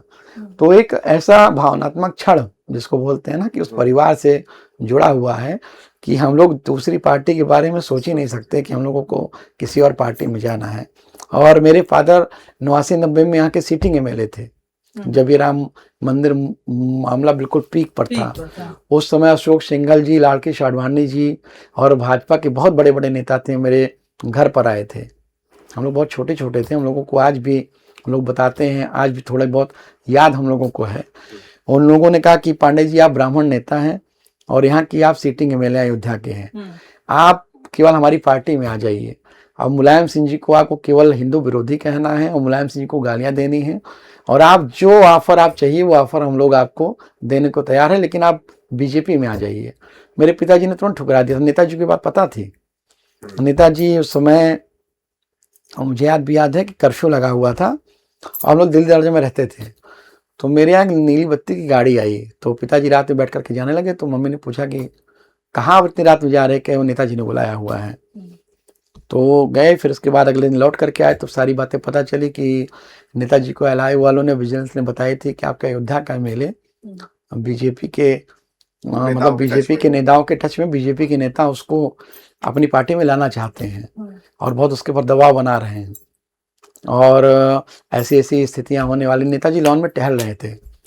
तो जब मेरे पापा पहुंचे वहां पर श्री शंकर पांडे जी, तो नेताजी ने पूछा कि पांडे जी आज आपसे भाजपा के नेता लोग मिले थे? क्या? हाँ मिले थे। क्या बात हुई? तो उन्होंने कहा कि यही बात हुई कि उन्होंने कहा नेताजी का साथ छोड़ दो। और उन्होंने कहा कि भाई इस जिंदगी में तुम नेताजी का साथ नहीं छोड़ सकते। मतलब एक बहुत भावनात्मक चीज हुआ है। भावनात्मक रूप से जुड़े हुए। तो हम लोगों के परिवार का एक ऐसा स्वरूप रहा कि नेताजी हो गए, अखिलेश जी हो गए, शिवपाल जी हो गए, इन लोगों से माता प्रसाद पांडे जी, उसको हम लोग कभी नहीं छोड़ सकते हैं, इस जीवन में तो नहीं छोड़ सकते। अच्छा, आप अपना राजनीतिक गुरु किसको मानते हैं? देखिए, राजनीतिक गुरु की अगर आप बात करिएगा तो राजनीति में गुरु उसको माना जाता है जो आपको राजनीति में लेकर के आता है। मेरे पिताजी तो हमेशा राजनीति में मेरा विरोध करते थे, खिलाफ रहते थे। सत्यता है ये, सत्य। जहाँ तक हम लोग को पता है आपने 2 नौकरियां भी छोड़ दी। तीन नौकरियां मैंने छोड़ी अपने जीवन में। समाज सेवा के लिए। मेरे नहीं, समाज सेवा के मैं झूठ नहीं बोलूंगा। देखिए, मैं आपके सामने बैठा हूँ, समाज सेवा तो वो मेरे विचार में है, वो ब्लड में है। मैं कल को किसी पद पे भी आ जाता हूँ तो भी मैं समाज सेवा को किनारे नहीं रख पाऊंगा। जैसे एक होता नहीं, इंसान को कोई आप ईश्वरीय बोध हो जाए, तो हम लोगों को एक ईश्वरीय बोध हो गया कि हम लोग इसी के लिए बने हुए हैं, वो हमारे खून में है। रही बात राजनीतिक गुरु की, तो मैं अपना राजनीतिक गुरु श्री माता प्रसाद पांडे जी को मानता हूँ। राजनीति मैंने बचपन से देखी, लेकिन मेरे पिता चूंकि वो ऐसे माहौल में रहे, ऐसे परिवेश में रहे कि उन्होंने हमेशा स्ट्रगल देखा अपने जीवन में। उन्होंने महसूस किया कि राजनीति में जो ईमानदार नेता है उसको स्ट्रगल करना पड़ेगा, क्योंकि जो द्वंद्वफंदी नेता होगा, जो बवाली नेता होगा, जो झूठ बोलने वाला मक्कार, उसको आगे निकल सकता है। आज भी वही हो रहा है। आज तो और प्रैक्टिकल लोग हो गए हैं। आज तो लोग मैनेज हो जाते हैं, प्रेस करेंगे मैनेज हो जाएंगे। आज तो कंडीशन दूसरी है। और पहले की स्थितियां क्या थी कि आपने सोच लिया कि आपको उनके साथ रहना है तो फिर रहना है। जैसे मेरे साथ तो जो घटना हुई वो 2017 से 22 के बीच में हुई। उसके पहले हमारे नेता आदरणीय अखिलेश यादव जी हमारे घर पे कई बार आ चुके हैं। मेरी माता जी का स्वर्गवास हुआ, आदरणीय अखिलेश यादव जी आए, आदरणीय शिवपाल यादव जी आए, और मेरे परिवार का कोई भी कार्यक्रम रहा हो, शादी ब्याह कुछ भी, मेरी बड़ी सिस्टर हैं कविता मिश्रा जी, डॉक्टर चैन कुमार मिश्रा जी मेरे बड़े जिया जी हैं, यहीं पर हेड ऑफ डिपार्टमेंट हैं डॉक्टर राममनोहर लोहिया विश्वविद्यालय में। इनकी शादी हुई 94 में। नेताजी ने शपथ ग्रहण किया हुआ था। शपथ ग्रहण करने के बाद वो पहला कार्यक्रम उन्होंने मेरे यहाँ दिया और वो आए। मतलब वो एक पारिवारिक लगाव है, और उस लगाव को हम लोग इस जन्म में ना छोड़ सकते ना भूल सकते। कोई कुछ भी कहे, कोई भी ऑफर आए, कुछ भी आए, और हम लोग, आपने मेयर की बात किया ना, तो ये उसी दौरान की घटना है। हम लोग चूंकि जनता की रानी शुरू से हमारे फादर करते रहे, हम भी उसी विधा में रहे। यहाँ मुलायम सिंह जी के नाम से हम लोगों ने बहुत बड़ा भंडारा हम लोग कराते थे। नेताजी उस समय जीवित थे, 75 वर्ष पूरे हुए थे नेताजी के जीवन के, तो 76वां वर्ष चल रहा था। तो हम लोगों के मन में आया कि कुछ अलग काम किया जाए। तो अपने मित्रों से मैंने राय मशवरा किया कि यार क्या किया जाए, इससे नेताजी को भी खुशी हो और नेताजी जिस चीज को सोचते हो। तो नेताजी शुरू से कहते थे गरीबों को भोजन कराओ और जरूरतमंदों की मदद करो, गरीबों को भोजन कराओ। नेताजी का शुरू से एक हमेशा ही मिशन रहा कि कोई भी भूखा हो, कोई प्यासा, उसकी आप मदद करिए, उसको भोजन कराइए, और किसी को भी जरूरतमंद हो उसकी जो संभव हो उसकी आप मदद करिए। हम लोग गए, नेताजी का आशीर्वाद लिया। उसके बाद हम लोगों ने 76 दिन तक लगातार, पहली बार अयोध्या में कारसेवकपुरम के बगल में हम लोगों ने, श्री कृष्ण गौशाला थी, उस जगह पर हम लोगों ने 76 दिन लगातार भंडारा चलाया था। 76 दिन लगातार वो भंडारा चला था। प्रतिदिन 200-250 लोग भोजन करते थे, प्रतिदिन की बात बता रहा 76 हूँ। दिन 76 दिन लगातार। हम लोग, ठंडी थी, आज भी याद है 22 नवंबर को उनका जन्मदिन रहता है। 22 नवंबर से वो कार्यक्रम, पहला कार्यक्रम का समापन लगभग 11-12 जनवरी को हुआ था और भीषण ठंड रहती थी। हम, हमारे साथी आचार्य हनुमान प्रसाद पांडे जी थे, भूपेन पांडे जी, शाहिक, शाहिल, सब लोग, हर मतलब जाति धर्म के सभी लोग मिलजुल करके हम लोग रात दिन मतलब कोहरा नहीं देखते थे, जाते थे, खाना बनवाना, खाना खिलाना, प्रतिदिन 200-300 लोगों को भोजन, कंबल वितरण, मतलब वो पूरा कार्यक्रम ऐतिहासिक प्रोग्राम था। विश्व हिंदू परिषद उनने उस पर खबर देना, तो नेताजी के पास पहुंची होगी, नेताजी के पास थी, नेताजी ने बुलाया, पूरी बुकलेट को जमा करा लिया मुझसे, कहा तुम ये बुकलेट मुझे दे दो। हमने कहा नेताजी क्या इसमें ऐसा खास होगा? कह कहने तुम दो, इससे लोग सीखेंगे, लोग इसको जानेंगे। आज भी बुकलेट जो निश्चय सेवा ट्रस्ट में रखी हुई है, जनसेवा क्या होती है। हाँ, जनसेवा क्या होती है। और आपको मैं बता रहा हूँ कि उस समय पूरी कैबिनेट के लोग, आदरणीय धर्मेंद्र जी जिस समय सांसद हैं वहाँ आजमगढ़ के, हम लोगों के बिल्कुल, वो भी बिल्कुल परिवार के सदस्य की तरह हैं।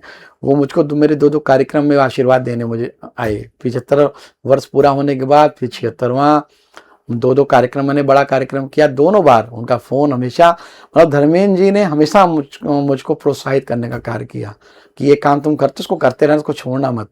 मैं गया दिल्ली मिलने और मुझे याद है लगभग 200-250 लोग उनको घेरे हुए थे। धर्मेंद्र जी आए और बुकलेट को दिखाया सबको।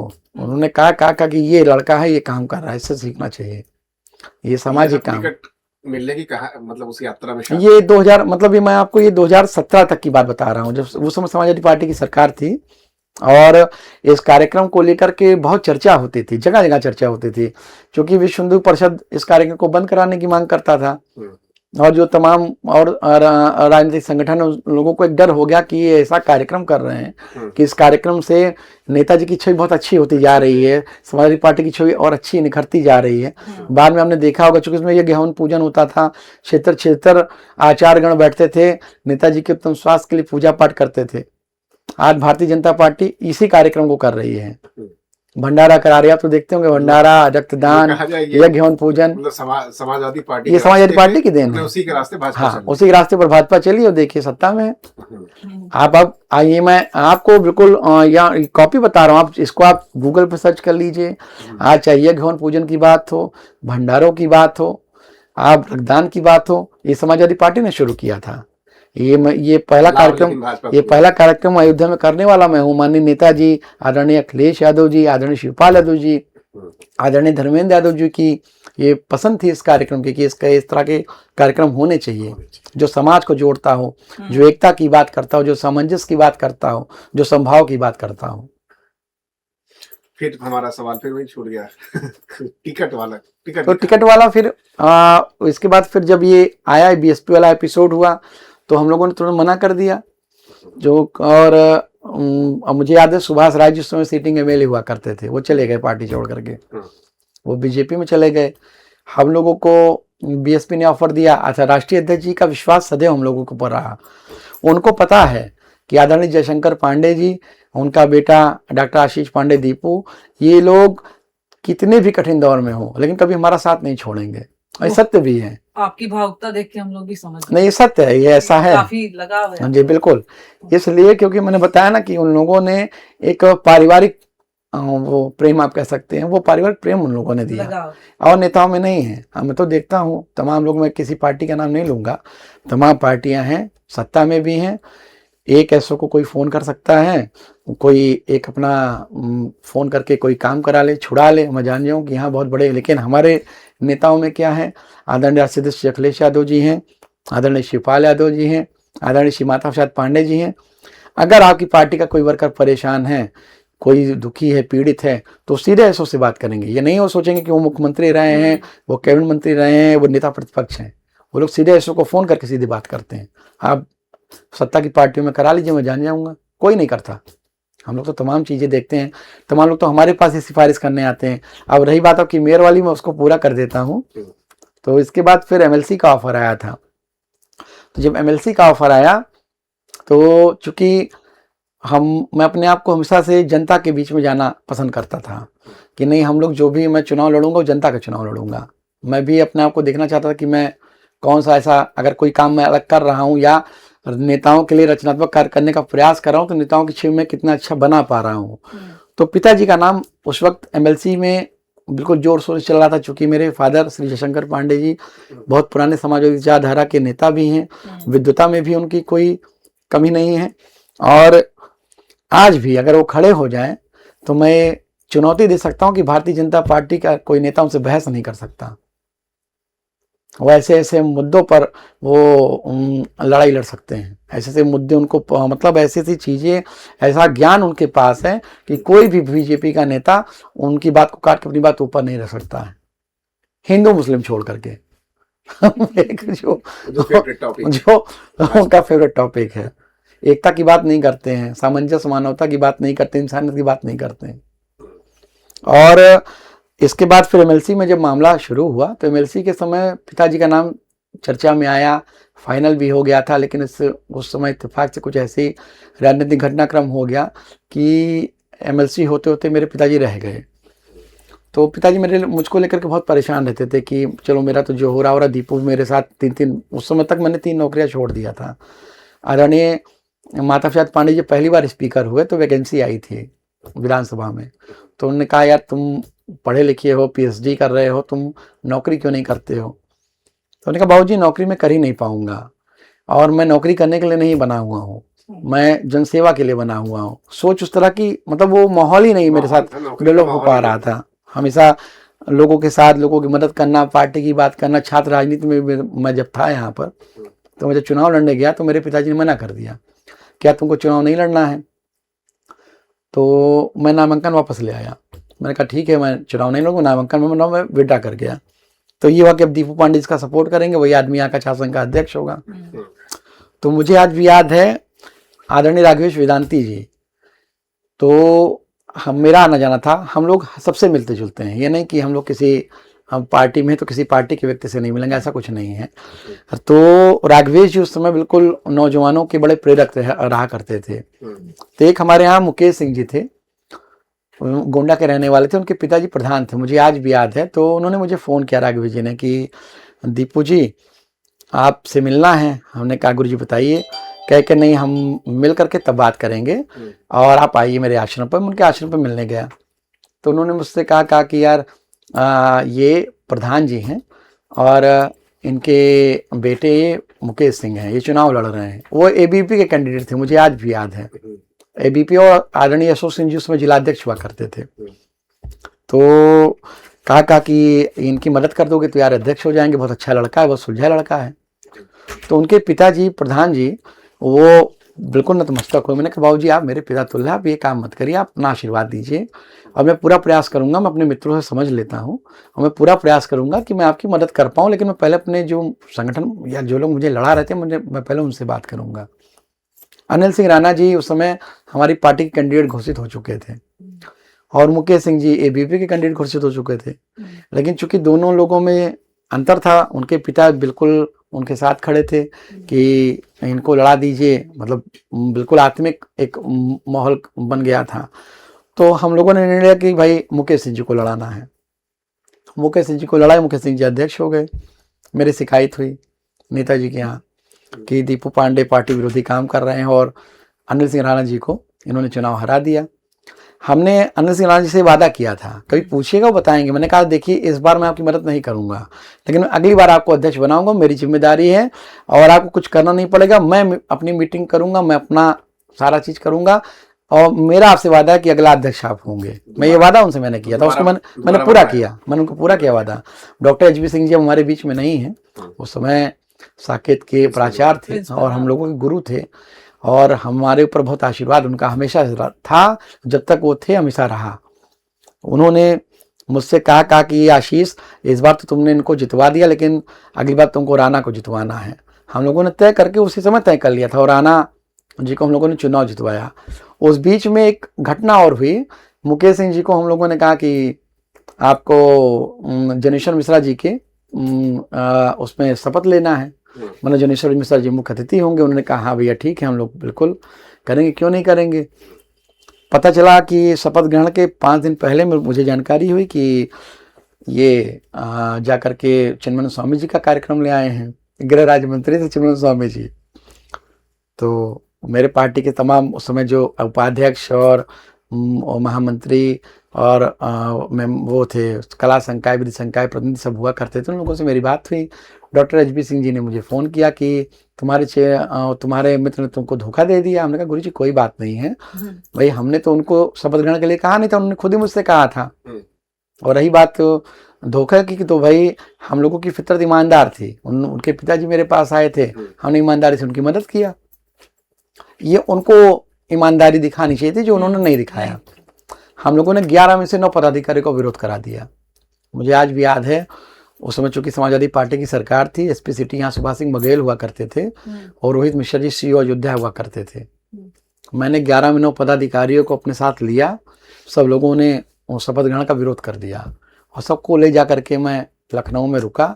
आदरणीय अखिलेश यादव जी से हमारी पहली मुलाकात उस समय हुई थी और अखिलेश यादव जी ने सबसे कहा नहीं तुम लोग शपथ ग्रहण करो, ठीक है, बीजेपी के मन से नहीं करना चाहते हो तुम लोग समाजवादी पार्टी के मन से करो। फिर समाजवादी पार्टी के मन से शपथ ग्रहण हुआ। हम लोग उसके पहले आए, चिन्मय स्वामी जी का हेलीकॉप्टर हमको नहीं उतरने दे रहे थे, काला झंडा हम लोगों ने दिखाया था। हम लोगों को आज भी याद है कि हमारे सभी मित्रों ने, मैं बैक में था, वो लोग फ्रंट पे आकर के काला झंडा दिखाया, गिरफ्तारियां दिया और उसके बाद शपथ ग्रहण समारोह हुआ। और इतिहास गवाह है, उस वक्त 2 बार शपथ ग्रहण समारोह हुआ था। अच्छा। शाकित महाविद्यालय में उस वक्त तक। उसके पहले शपथ ग्रहण समारोह कभी 2 नहीं हुआ करते थे। फिर एक बार भारतीय जनता पार्टी के इस पर शपथ ग्रहण हुआ, फिर एक बार समाजवादी पार्टी के बैनर शपथ ग्रहण समारोह हुआ था। भैया दीपू जी फिर वहीं आते हैं मेयर वाले टिकट को लेके, उसके पीछे कहानी क्या रही? बस यही कहानी थी कि आदरणीय पिताजी को मैंने बताया ना कि एमएलसी के लिए ऑफर हुआ था, तो इत्तेफाक कुछ ऐसा रहा, राजनीतिक घटनाक्रम कुछ इस तरह से हुआ कि एमएलसी नहीं हो पाए। तो ये हुआ कि दीपू को क्या करना है, तो चूंकि उसके पहले एमएलसी के लिए मेरा नाम प्रमोट किया गया था, फिर मैंने ही मना कर दिया था। तो ये हुआ कि क्या किया जाए आगे, अब आगे दीपू को क्या करना है। तो हमारे राष्ट्रीय अध्यक्ष अखिलेश यादव जी भी मेरे लिए बहुत परेशान रहते थे कि नहीं भाई, दीपू पढ़े लिखे हैं और अच्छा काम करते हैं, इनको कहीं ना कहीं एक इनका प्रोफाइल ऐसा होना चाहिए कि समाज में हम लोग एक मैसेज दे सके या पार्टी एक मैसेज दे सके। तो राष्ट्रीय अध्यक्ष जी ने फिर फ़ोन किया, फिर मुझको बुलाया गया, मैं गया और मेरे घर पे भी आए। उन्होंने कहा यहाँ से यार मेयर का चुनाव कोई लड़ने वाला नहीं है, तुमको यहाँ से मेयर का चुनाव लड़ना है। तो बल्कि मैंने कहा भैया अभी मैं कटहरी से तैयारी कर रहा था, अम्बेडकर नगर से, फिर मैं 5 साल वहाँ था, फिर मैं यहाँ आऊँगा, संगठन और लोग कितना साथ देंगे चूँकि समय कम है।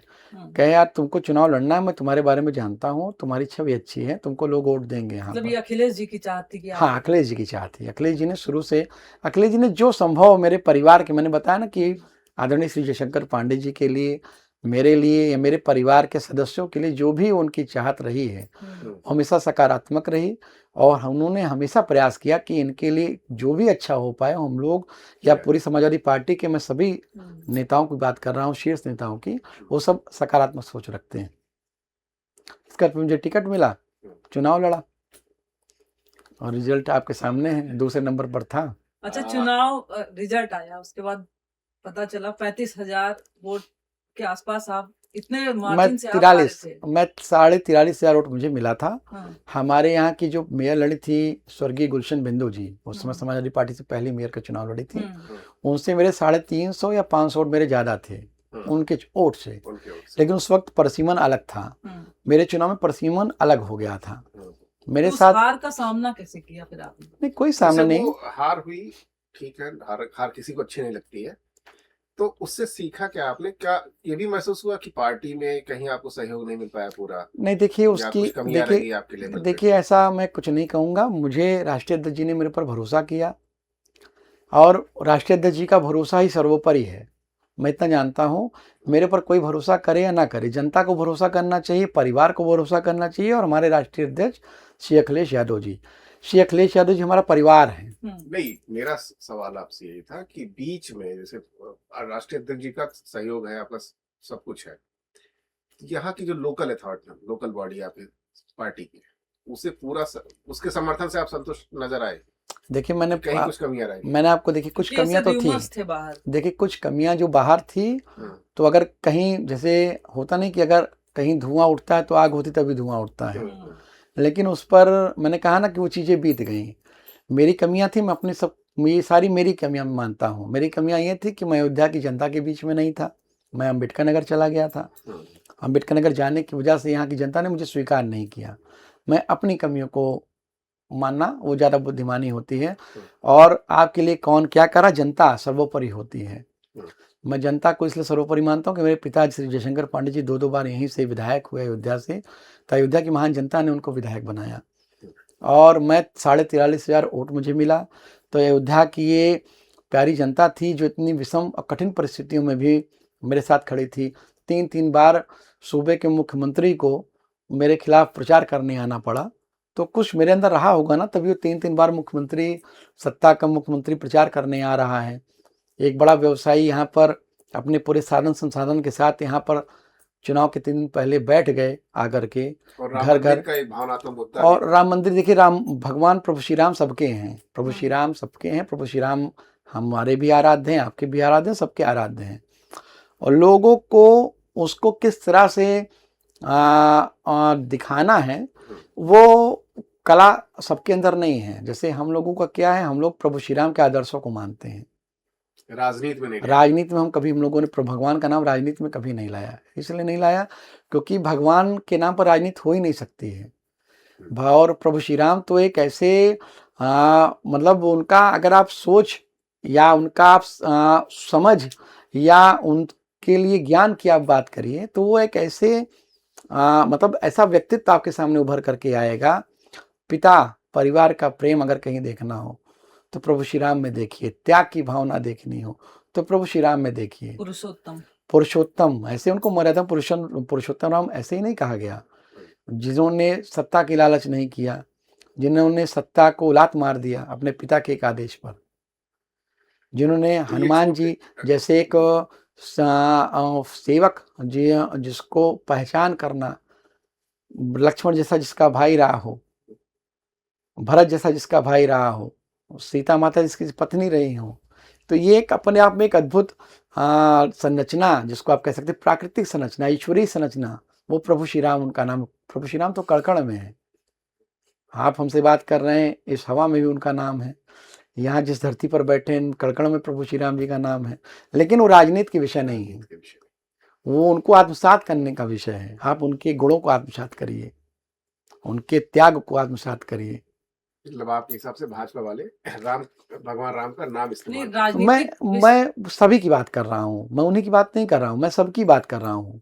अगर आपके अंदर आपको प्रभु श्री राम में आपकी आस्था है तो प्रभु श्री राम से आप कुछ सीखिए, त्याग सीखिए, एकता का भाव सीखिए, समभाव सीखिए।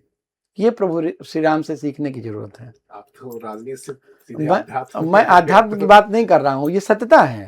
अगर जैसे मैं रक्तदान का कार्य करता हूँ तो मैं क्यों करता हूँ, उसके पीछे एक भाव है, एकता का भाव है। आप ब्लड बैंक चले जाइए, अगर आप कोई नीडी व्यक्ति है, वो आपको फोन कर रहा तो ये नहीं पूछेगा भैया हिंदू का खून है कि मुसलमान का खून है, सिख का खून है कि ईसाई का खून है, कोई नहीं पूछता। ओके भैया मैं खून चाहिए, भैया किसी तरह भैया पांडे जी हमारी मदद कर दो ना, हमारे पत्नी की जान चली जाएगी, हमारे भाई की जान चली जाएगी। आदमी यही तो कहता है, जान बचाना सबसे जान क्यों, क्योंकि वहां पर मानवता सबसे सर्वोपरि है, इंसानियत सर्वोपरि है।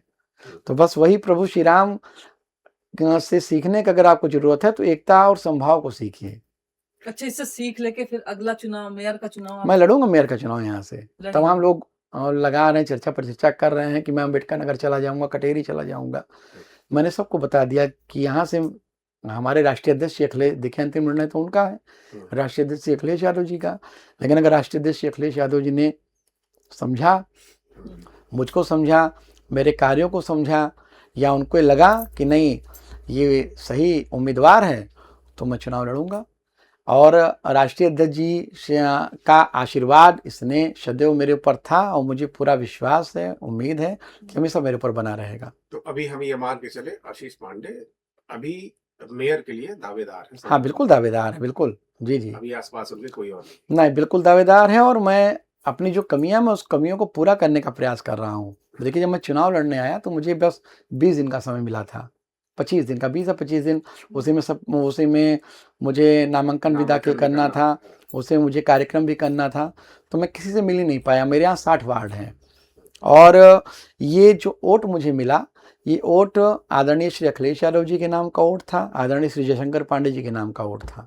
और मैं 60 वार्डों में 2 साल में, मुझे मालूम है कि मैं 2 साल में 60 वार्डों में पहुंच जाऊंगा। तो मतलब अब इसको ऐसे देखा जाए, इस बार के इलेक्शन में अखिलेश जी, जयशंकर पांडे जी और प्लस आपका वोट, जी, जी, जी। ये मिल के हाँ, आपको एक विजयी प्रत्याशी बनाएगा। बिल्कुल, बिल्कुल। ईश्वर की कृपा रहेगी, ईश्वर सर्वोपरि, उनका आशीर्वाद। और मैं ईश्वर और भाग्य को मैं बहुत मानता हूँ कि दोनों का, जैसे मैंने कहा ना कि समाज सेवा और राजनीति दोनों एक ही सिक्के के दो पहलू हैं, वैसे ईश्वर और भाग्य एक ही सिक्के के दो पहलू हैं। ये दोनों का आशीर्वाद रहेगा तो निश्चित रूप से मैं चुनाव लड़ूंगा और अच्छा चुनाव लड़ूंगा। अच्छा, अगर आप मेयर बन गए ईश्वर की कृपा से, तो अयोध्या नगर निगम में ऐसे बहुत काम हो रहे हैं जो आपको शायद अच्छे ना लगते हैं, इस समय काफी चर्चा में भी आ जैसे रहे हैं। टैक्स का इशू जी, जी, जी। आता है। तो आपको ऐसा क्या लगता है कि मेयर बनने के बाद अब पहला काम कौन सा कराएंगे आप? देखिए, मैंने तो जब मैंने चुनाव लड़ा था तब भी मैंने घोषणा किया था, हमारी पार्टी ने घोषणा किया था, टैक्स फ्री हो जाएगी। हमारे राष्ट्रीय अध्यक्ष श्री अखिलेश यादव जी ने इस बात को कई बार कहा है टैक्स फ्री करना। कि अगर सरकार बनेगी, हम क्यों टैक्स दें, जब हम हर चीज का टैक्स दे रहे हैं। हम कौन सी चीज का, हम जब जमीन खरीदने जाते हैं तो उस पर भी जितनी भी व्यवस्थाएं वो सब हम लोग देते हैं। इसके बाद आप पता चला हाउस टैक्स, वाटर टैक्स, दुनिया, मतलब आपको मैं बताऊं, कूड़ा उठाने वाले का 50 रुपये बढ़ा हुआ है। आप समझ लीजिए, कूड़ा उठाने वाले को, वो भी आता है नहीं आता है, रेगुलर नहीं है। जगह जगह आप चले जाइए, अब ये आप अपने सामने सड़क पर चले जाइए, गड्ढे आपको दिख जाएंगे। किस बात का विकास अयोध्या में हो रहा है?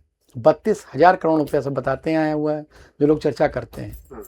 हम ये नहीं मानता हूँ मैं कि विकास नहीं, लेकिन विकास क्या है, 32,000 करोड़ का विकास अयोध्या में नजर आ रहा है। और नजर नहीं आ रहा तो पैसा गया कहाँ है, किसके पास चला गया है? मतलब आशीष पांडे जी अगर मेयर बनते हैं तो सबसे पहला काम करेंगे अयोध्या को टैक्स पे। हाँ, बिल्कुल करेंगे। तो बहुत बड़ी घोषणा हमारे राष्ट्रीय अध्यक्ष श्री अखिलेश यादव जी ने उसी वक्त कहा था जब मैं चुनाव लड़ रहा था, उन्होंने इस बात को कहा था। और हमारी पार्टी हमेशा जनता की सेवा और जनता की सुरक्षा, और जनता का, आप ये कह सकते कि जनता को किससे कौन सा हम ऐसा काम करें जिससे जनता को फायदा हो, उस पर प्रयास करते हैं, ना कि किसी का खून निकालने के लिए प्रयास करते हैं। उस वक्त तो हम लोग, जब मैं चुनाव लड़ा था, तमाम बड़े बड़े इलेक्ट्रॉनिक मीडिया चैनल के लोग मुझसे मिलते थे, बात करते थे। लोग कहते थे इस विकास को आप कैसे देख रहे हैं? मैंने कहा भैया, विकास ये प्रभु श्री राम जी की नगरी है। प्रभु श्री राम जी अपने जीवन में जब तक थे तब तक वो अंतिम पायदान तक के व्यक्ति को हमेशा सुरक्षित और सुव्यवस्थित करने का काम करते थे। लोग छैनी हथौड़ा लेकर के अपना अपना घर तोड़े कि नहीं तोड़े अयोध्या में? आप बताइए। आप छैनी हथौड़ा लेकर के अपना ही बनाया घर, जिसको एक एक पैसा ले करके लोग अपना कैसे कैसे घर बनाते, सपना पूरा करते, उसी को छैनी हथौड़ा लेकर के लोगों ने तोड़ा है। तमाम कितने लोगों की प्रॉपर्टी चली गई, कितने लोगों को घर चले गए। इसको आप विकास कहते हैं? विकास ये होता है कि आप किसी को परेशान मत करिए, आपके डेवलपमेंट से लोगों को फायदा हो, उनको अच्छा महसूस, उनको सुख महसूस हो, इसको विकास कहा जाता है। ये थोड़े कि कोई रो करके अपना घर तोड़ रहा है और आप करें हमने विकास किया हुआ है। जमीनों के कितने कितने घोटाले हो गए। जो जमीनें ये स्क्वायर फीट में, वो ये बिस्से में मिलती थी, वो स्क्वायर फीट में लोग दे रहे 10-10 हज़ार रुपये स्क्वायर फीट। अयोध्या में ज़मीनें हो गई और लोग खरीदने पर मजबूर हैं, और बेचने वाला जो किसान है वो मारा जा रहा है। तमाम ऐसी अभी घटनाएं हुई हैं। बूथ नंबर 4 के पास आप चले जाइए, अभी भी एक हमारे मित्र हैं गंगन जायसवाल, लड़ाई लड़ रहे हैं। उन लोगों की सारी ज़मीनों, सब पूरी ज़मीनें चली गई। वो हाई कोर्ट में लड़ाई लड़ रहे हैं। राष्ट्रीय अध्यक्ष जी ने इस मामले को उठाया भी था। कितने लोगों को घर तोड़ दिए जा रहे हैं। पता चल रहा है कि फर्जी बैनामा लेकर के लोग घूम रहे हैं। भाई, जो आदमी जिसके पास पैसा है वो तो आप गया किसी मीडिएटर के थ्रू, उसने ज़मीन ले लिया, उसको थोड़ी पता उस ज़मीन में क्या है क्या नहीं है। आप तारा जी चले जाइए, कॉलोनी आप गए होंगे, पूरी कहानी आपने देखा होगा। सारे सेना के लोग हैं, उनके घरों पर बुलडोजर गिरा दिया गया था, बाउंड्रियाँ तोड़ दी गया था। मैं तो गया था उस वक्त। आपके हिसाब से विकास हो, लेकिन नियोजित तरीके से। नियोजित विकास, इनको का विकास का काम करिए, नियोजित तरीके से करिए, किसी के आंसू नहीं आने चाहिए। जिसके घर में, जिसके आंखों में आंसू आ गए, वहां फिर विकास नहीं, विनाश हो गया। मैं तो यही सीधे सीधे एक बात कहता हूँ। अच्छा, आपके पिताजी जयशंकर पांडे जी 2 बार विधायक रहे और मंत्री भी रहे। तो जब आप फील्ड में उतरते हैं तो अपेक्षाएं लोगों के आपसे बढ़ जाती हैं, जी तुलना करने लगते हैं। जी जी। तो इसका फायदा मिलता है कि आपको लगता है नहीं यार अभी हम मुझे और काम ये करना है? संतुलन कैसे बैठा? नहीं, हम ये तो जब देखिए, मैंने बताया ना कि जैसे हम लोग रक्तदान से जुड़े हुए हैं। अभी आपको पता, आपके आने से पहले आनंद सेन जी का फ़ोन आया था, आपके सामने ही मैंने फ़ोन करके सारी व्यवस्थाएं कराई। तो आप को ईश्वरीय विधा में जब आप आ गए, और आप चाहे राजनीति हो चाहे समाज सेवा हो, अगर आप इसमें हैं और ईश्वर की कृपा से आपके पास एक इतना अच्छा बड़ा बैकग्राउंड है, इतना बड़ा नाम आपके साथ जुड़ा हुआ है। मेरे पिताजी 2-2 बार एमएलए थे। मैंने बताया कि 8 तक उनको पता ही नहीं था, 9 तक, कि मेरे बच्चे किस क्लास में पढ़ रहे हैं। क्यों? क्योंकि वो जनता से जुड़े हुए थे, जन सेवा में लीन रहते थे। आदरणीय माता प्रसाद पांडे जी, आदरणीय जनेश्वर मिश्रा जी, ऐसे नेता रहे। ये लोग कभी अपने परिवार को जमीन समय से ही नहीं जुड़े दे हैं। पाए। तो ऐसी स्थितियों, परिस्थितियों में आप जो भी काम करेंगे उसको आपको बैलेंस करके करना पड़ेगा। परेशानियां आती हैं, समस्याएं भी होती। रात में 3 बजे कोई फ़ोन कर रहा है, 2 बजे कोई फ़ोन कर रहा है, लेकिन परिवार का हमेशा सपोर्ट रहा। चाहे मेरी सिस्टर रही हो, चाहे मेरी बहनें हैं, मेरा भाई ही है, चाहे मेरी पत्नी है, सबका हमेशा सहयोग रहा। और उसी सहयोग से हमने वो सामंजस्य स्थापित किया है। अच्छा, अयोध्या एक आध्यात्मिक नगरी भी है, जी जी। उतना ही संवेदनशील और भावनात्मक रूप से भी जानी जाती है।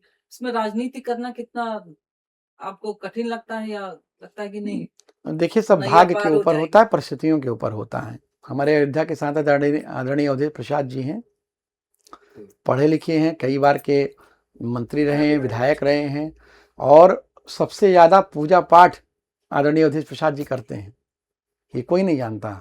आदरणीय अवधेश प्रसाद जी सुबह जाते हैं, अच्छा, अगर मुझे पता है कि अगर अयोध्या में है वो, अयोध्या में सुबह है, वो सरयू स्नान हाँ करते बिल्कुल, हैं। सरयू स्नान करने जाते हैं, गुप्तार घाट जाते लेकिन हैं, वहाँ दर्शन करते इस हैं। चीज को मीडिया दिखाती भी नहीं है, वो या नहीं दिखाएगी। मीडिया ने समाजवादी पार्टी के अच्छे पहलुओं को कभी दिखाया ही नहीं। शिकायत है मैं ये शिकायत इसलिए है कि हमारे नेता स्वर्गीय मुलायम सिंह जी, वो बहुत बड़े हनुमान जी के पुजारी थे, हनुमान भक्त थे, बहुत बड़े हनुमान भक्त थे।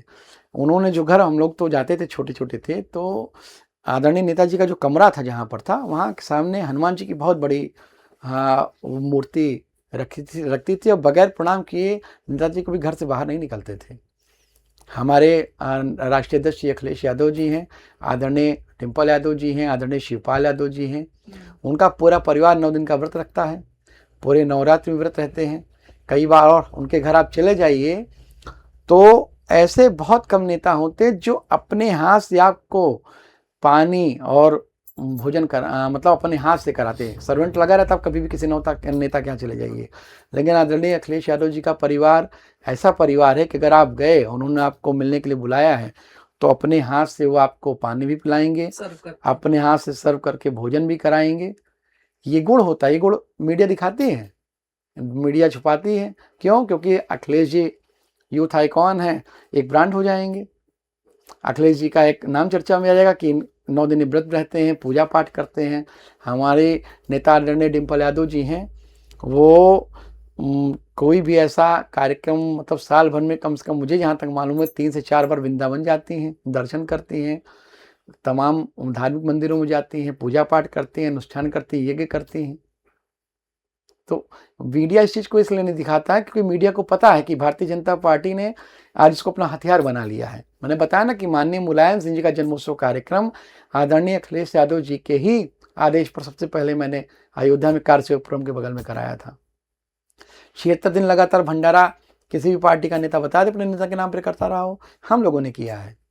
200, 250 लोग भोजन करने आते थे, कंबल वितरण, यज्ञ हवन पूजन, आचार, तमाम बड़े बड़े आचार आते थे, वैदिक मंत्रों से उनके उत्तम स्वास्थ्य के लिए यज्ञ हवन पूजन होता था। आज भारतीय जनता पार्टी यही तो कर रही है।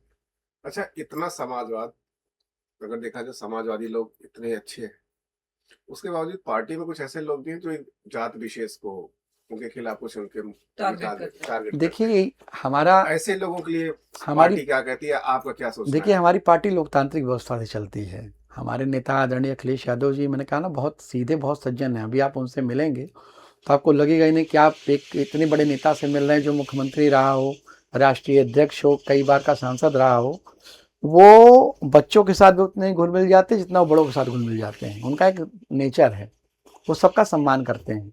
आपकी बात सही है, तमाम ऐसे एपिसोड अभी पूर्व में भी हुए, तमाम चीज़ें हुई, लेकिन हमारे नेता राष्ट्रीय अध्यक्ष अखिलेश यादव जी हमेशा एकता की बात करते हैं, समभाव की बात करते हैं, समरसता की बात करते हैं। और तमाम ऐसे हैं प्राणी जो जिनके अपने अपने विचार हैं, किसी के विचार को आप रोक नहीं सकते हैं। सवाल यही था कि जैसे आजकल पार्टी में कुछ ऐसे लोग भी हैं जो जाति विशेष को उसके लिए अपमानजनक भाषा का प्रयोग करने लगे। इसके लिए आपके राष्ट्रीय अध्यक्ष या पार्टी क्या क्या कहती है, या आपका विचार क्या है उस पे? ऐसा किसी समाज के खिलाफ कहना कहाँ तक जायज है? देखिए, किसी भी समाज के खिलाफ किसी को कोई बात नहीं करनी चाहिए। बात हमेशा एकता की, समरसता की, समभाव की करनी चाहिए। हमारे नेता आदरणीय श्री अखिलेश यादव जी ने पूरे जीवन में, अपने वो छात्र जीवन में रहे हों, सैनिक स्कूल के वो पढ़े लिखे, फिर बाहर वो पढ़ कर के आए और उसके बाद बाहर पढ़ने के बाद वो राजनीति में आए। उन्होंने हमेशा एकता की बात किया है। वो एक ऐसे नेता हैं, कभी आप उनसे मिलिएगा, समय आपको मिला, कभी स्थितियाँ परिस्थितियाँ होंगी, तो वो एक ऐसे नेता हैं कि अगर आप उनके साथ बैठ जाएंगे तो आप को ये लगेगा कि हाँ, मैं किसी अलग व्यक्ति के साथ बैठा हुआ हूँ। जो व्यक्ति मुख्यमंत्री रहा हो, जो व्यक्ति कई बार का सांसद रहा हो, जो व्यक्ति इतने बड़े राजनीतिक परिवार का रहा हो, उस व्यक्ति में एक एकता, समभाव, ये सब चीज़ें बहुत कम देखने को मिलती हैं। एकता, समभाव, समरसता ये आदरणीय अखिलेश यादव जी से सीखने की ज़रूरत है, देखने की ज़रूरत मतलब है। ऐसे बयान देना नहीं चाहिए लोग। ऐसे, और मैं उसी पर आ रहा हूँ। हमारे नेता आदरणीय माता प्रसाद पांडे जी हैं, स्वर्गीय जनेश्वर मिश्रा जी अब नहीं है दुनिया में। हम लोगों ने तो देखा हुआ है कि कोई भी व्यक्ति किसी भी जात का, धर्म का, कभी भी कोई इन लोगों के पास गया, हमारे पिता श्री जयशंकर पांडे जी हैं, उन्हीं के पास कोई आ गया, कभी भी किसी के खिलाफ कोई चर्चा नहीं करना, हमेशा बात एकता की करना, समरसता की बात करना, प्रेम की बात करना। और यही मैं भी आप लोगों से यही कह रहा हूँ, ये कहना चाहता हूँ कि लोगों को हमेशा एकता की बात करनी चाहिए, प्रेम की बात करनी चाहिए, समभाव की बात करनी चाहिए। एक स्लोगन आपके फेसबुक पे है, मेरा काम ही मेरी पहचान है। जी जी।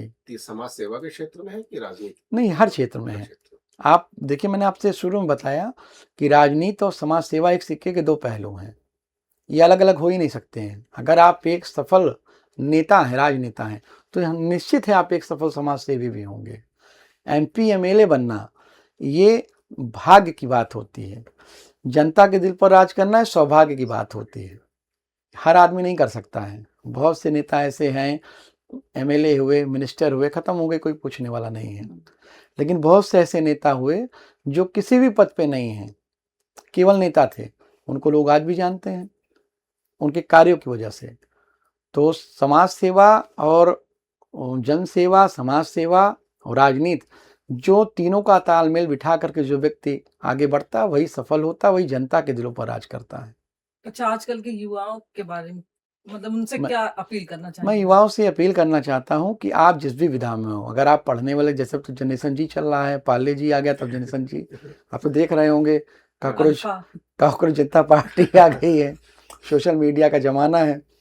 तो मैं अपने सभी साथियों से कहना चाहता हूँ कि आप लोग कोई भी एक काम संकल्प ले लीजिए कि मुझे एक काम करना है जिससे लोगों का भला हो, जिससे लोगों की सेवा हो, जिससे लोगों को सुकून मिले। कोई एक काम, लोगों को, आप बच्चों को पढ़ाइए, वही एक काम आप संकल्प कर लीजिए। मुझे छोटे बच्चों को पढ़ाना है, या मुझे कोई गरीब आदमी है उसको वस्त्र दान करना है। मतलब जिस भी काम में जाइए, कोई एक उसमें काम, पूरी एक काम आप पूरा लगन से संकल्पित हो जाइए, और एक काम आप संकल्पित होने के बाद उसको पूरा करिए।